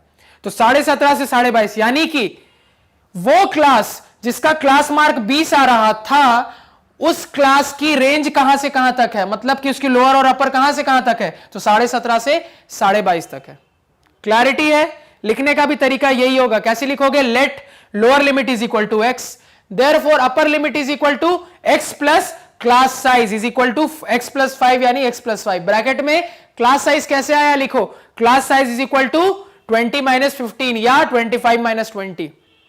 उसके बाद एक और चीज लिखो कि ट्रू अपर लिमिट = यहां पे अपर लिमिट और true lower limit = lower limit. ये चीज दोनों लिख देना। इतना जब लिख लिया तो वहां से ये इक्वेशन आएगी, इसको सॉल्व करके x निकालो तो आपकी लोअर और अपर दोनों आ जाएंगे। फिर लिख दो therefore the class corresponding to the class mark 20 is 17.5 to 22.5। Last question देखो। In the class interval 10 to 20, 20 to 30 and so on, यानी इस तरीके की एक कहानी चल रही है कि आपके पास एक क्लास इंटरवल है 10 से 20, 20 से 30। अब आपको बताना है इसमें 20 कहां पे आएगा, आखिर इसमें 20 कहां पे आएगा। तो कैसे बताओगे? कहीं पे 10 से 20 लिखा है, 20 से 30, इसका क्या मतलब है? जहां ये खत्म हो रहा है वहीं ये शुरू हो रहा है, मतलब एक्सक्लूसिव टाइप का टेबल है। और एक्सक्लूसिव टेबल में हम अपर लिमिट को नहीं लेते हैं। तो 10 से 20 का मतलब है 10 से 19 तक, 20 से 30 का मतलब है 20 से 29 तक। तो 20 कहां आ रहा है? यही तो है 20 से 29 तक। तो 20 कहां आया? इस वाले में। तो क्या बता दोगे किस क्लास में 20 इंक्लूड होगा? तो 20 से 30 वाले में आपका 20 इंक्लूड होगा। यही आपका आंसर होगा। सवाल आपका खत्म हो गया। तो काफी important question exam point of view से और समझने के पॉइंट ऑफ व्यू से, क्योंकि जब तक कंसेप्ट्स क्लियर नहीं होंगे ये क्वेश्चन आपको कभी नहीं समझ में आएगा। तो आई होप आपको चीजें समझ में आई, क्लियर हुई होगी। अगर कहीं पे भी कोई डाउट रह गया है तो लेक्चर इस पॉइंट पे एक बार और देखें, उसके बाद भी क्लियर नहीं होता तो कमेंट सेक्शन में बताएं। तो आज के पढ़ाए हुए नोट्स आप हमारी ऑफिशियल वेबसाइट magnetbrains.com से डाउनलोड कर सकते हैं, जिसका लिंक वीडियो के डिस्क्रिप्शन में है। magnetbrains.com पे आपको क्लास 4 से लेकर 12 तक सारे सब्जेक्ट्स और कोर्सेज मिल जाते हैं, सिस्टमैटिक ऑर्डर में अरेंज्ड, और वो भी free of cost. So please do visit our site. Thank you. Hello friends, मैं हूं प्रिंस और स्वागत करता हूं आपका मैग्नेट ब्रेन्स में। हम क्या देख रहे हैं? क्लास 9 में मैथमेटिक्स का आपका चैप्टर जो कि है presentation of data in tabular form देख रहे हैं, वहां पे हम क्या देख रहे हैं, तो वहां पे हम बेसिकली देख रहे हैं questions based on presentation of data in tabular form. तो हम डिस्कस कर रहे थे आयर्स वाल की एक्सरसाइज नंबर 16 को, जहां पे लास्ट क्लास में हमने क्वेश्चन नंबर 19 तक डिस्कस कर लिया था, और ये एक्सरसाइज का आपका आखिरी क्वेश्चन होगा, क्वेश्चन नंबर 20। क्या क्वेश्चन है पहले पढ़ो, बहुत ही सिंपल स्ट्रेट फॉरवर्ड क्वेश्चन है। इस तरह का क्वेश्चन आपने इनडायरेक्टली किया है। क्या क्वेश्चन है देखो, आपको क्या दिया है, एक डेटा दिया है रेंज के फॉर्म में। कैसा डेटा है, तो हाइट्स दे दी गई हैं सेंटीमीटर में, कि 160 से 165 सेंटीमीटर के बीच में हाइट रखने वाले कितने स्टूडेंट्स हैं, 15। 165 से 170 सेंटीमीटर के बीच में हाइट वाले कितने स्टूडेंट्स हैं, नहीं मालूम। 170 से 175 के बीच में हाइट रखने वाले कितने स्टूडेंट्स हैं, 12। 175 से 180 स्टूडेंट्स के बीच में हाइट रखने वाले कितने स्टूडेंट्स हैं, नहीं मालूम। अगेन नहीं मालूम, 5 जी। इस तरीके से आपको क्या किया गया है, यहां पे बोल दिया गया है। और इधर क्यूमुलेटिव फ्रीक्वेंसी दी है, तो क्यूमुलेटिव फ्रीक्वेंसी कैसी आती है, हमने पढ़ा था। ये क्यूमुलेटिव फ्रीक्वेंसी कैसे निकलेगी, इस फ्रीक्वेंसी में इसको जोड़ दूंगा तो ये आ जाएगा। ये क्यूमुलेटिव फ्रीक्वेंसी कैसे निकली होगी, इसमें इसको जोड़ दूंगा तो ये आ जाएगा, एंड सो ऑन। तो बस यही सिंप्लिसिटी आपको करनी है, बस देखना है कि करस्पॉन्डिंग क्यूमुलेटिव फ्रीक्वेंसी क्या है और फ्रीक्वेंसी क्या है, उसी को ऐड सबट्रैक्ट करते जाओगे, हर डेटा निकल के आ जाएगा। कैसे आएगा, सिंपल, यही देखते जाओ।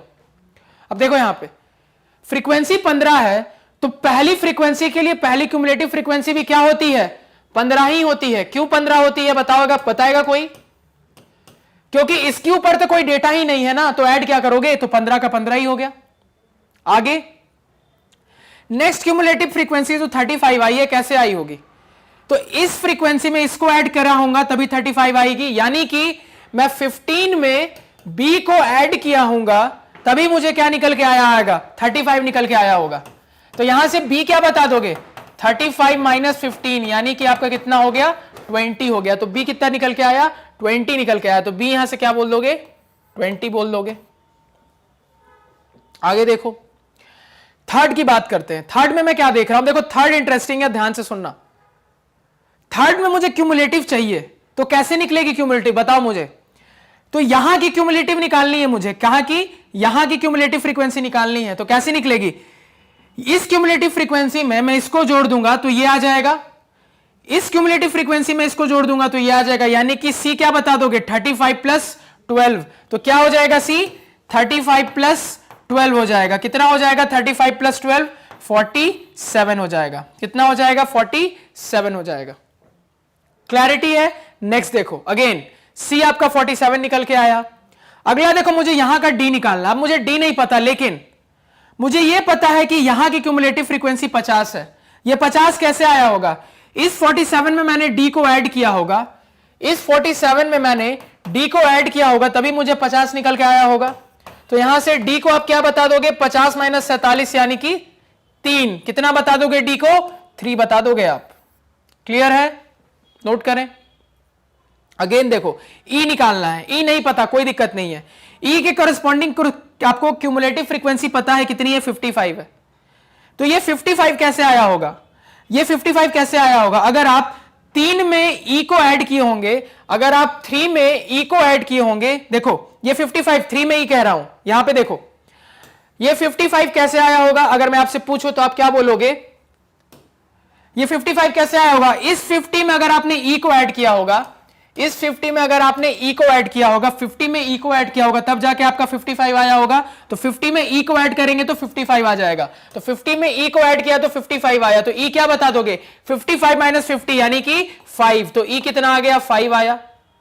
अगेन आगे देखो, आपको क्या एफ निकालना है। एफ कैसे निकलेगा, एफ क्या है, क्यूमुलेटिव फ्रीक्वेंसी। कैसे आएगा, इस पुरानी क्यूमुलेटिव फ्रीक्वेंसी में इसके सामने वाली फ्रीक्वेंसी ऐड करोगे, तो 55 में 5 को ऐड करोगे तो एफ आ जाएगा। कितना आ जाएगा, 55 प्लस 5 60। कितना आ जाएगा, ये 60 आ जाएगा। क्लैरिटी है सबको, कैसे आया, 55 प्लस 5 किया, यहां ब्रैकेट में लिख देता हूं 55 प्लस 5। तो ये आपको क्या निकल के आ गया, ये आपको एफ निकल के आ गया। क्लैरिटी है यहां पे। और क्या बचा है निकालना, तो जी। तो देखो जी क्या होगा, नीचे कोई डाटा नहीं है, इसका मतलब है जी जरूर टोटल होगा। और टोटल कैसे निकलता है, तो यही जो क्यूमुलेटिव फ्रीक्वेंसी निकल के आती है वही तो टोटल होता है, यानी जी भी 60 आना चाहिए। चेक करो सबको ऐड करके, 15 प्लस 20 कितना हो जाएगा, 35, 45, 47, 50, 55 और 60। तो जी भी उतना ही आ रहा है जितना एफ है, जो कि है 60। तो कितना हो गया, ये 60 हो गया। सारे आंसर निकल के आ गए। लिखने का यही तरीका होगा, जैसे इस तरीके से मैं लिखते जा रहा हूं, साइड में लिखते जाना, खत्म हो गया सवाल। यही सवाल है। कितनी चीजें पूछी गई हैं? 1 2 3 4 5 6 7 चीजें पूछी गई है, लेकिन छोटी छोटी है ना, इसी वजह से आपके 3 से 4 मार्क्स के बीच में पूछा जाएगा। ये सवाल आपके 3 से 4 मार्क्स के बीच में जनरली पूछा जाएगा। क्यों? क्योंकि 3 से 4 चीजें पूछी गई है। तो आई होप आपको ये चैप्टर समझ में आया हो, किसी को कोई डाउट, कोई दिक्कत नहीं रही होगी। अगर है तो कोई इशू नहीं है, आप कमेंट सेक्शन में जरूर बताएं। तो आज के पढ़ाए हुए नोट्स आप हमारी ऑफिशियल वेबसाइट magnetbrains.com से डाउनलोड कर सकते हैं, जिसका लिंक वीडियो के डिस्क्रिप्शन में है। magnetbrains.com पे आपको क्लास 4 से लेकर 12 तक सारे सब्जेक्ट्स और कोर्सेज मिल जाते हैं, सिस्टमैटिक ऑर्डर में अरेंज्ड, और वो भी free of cost. So please do visit our site. Thank you.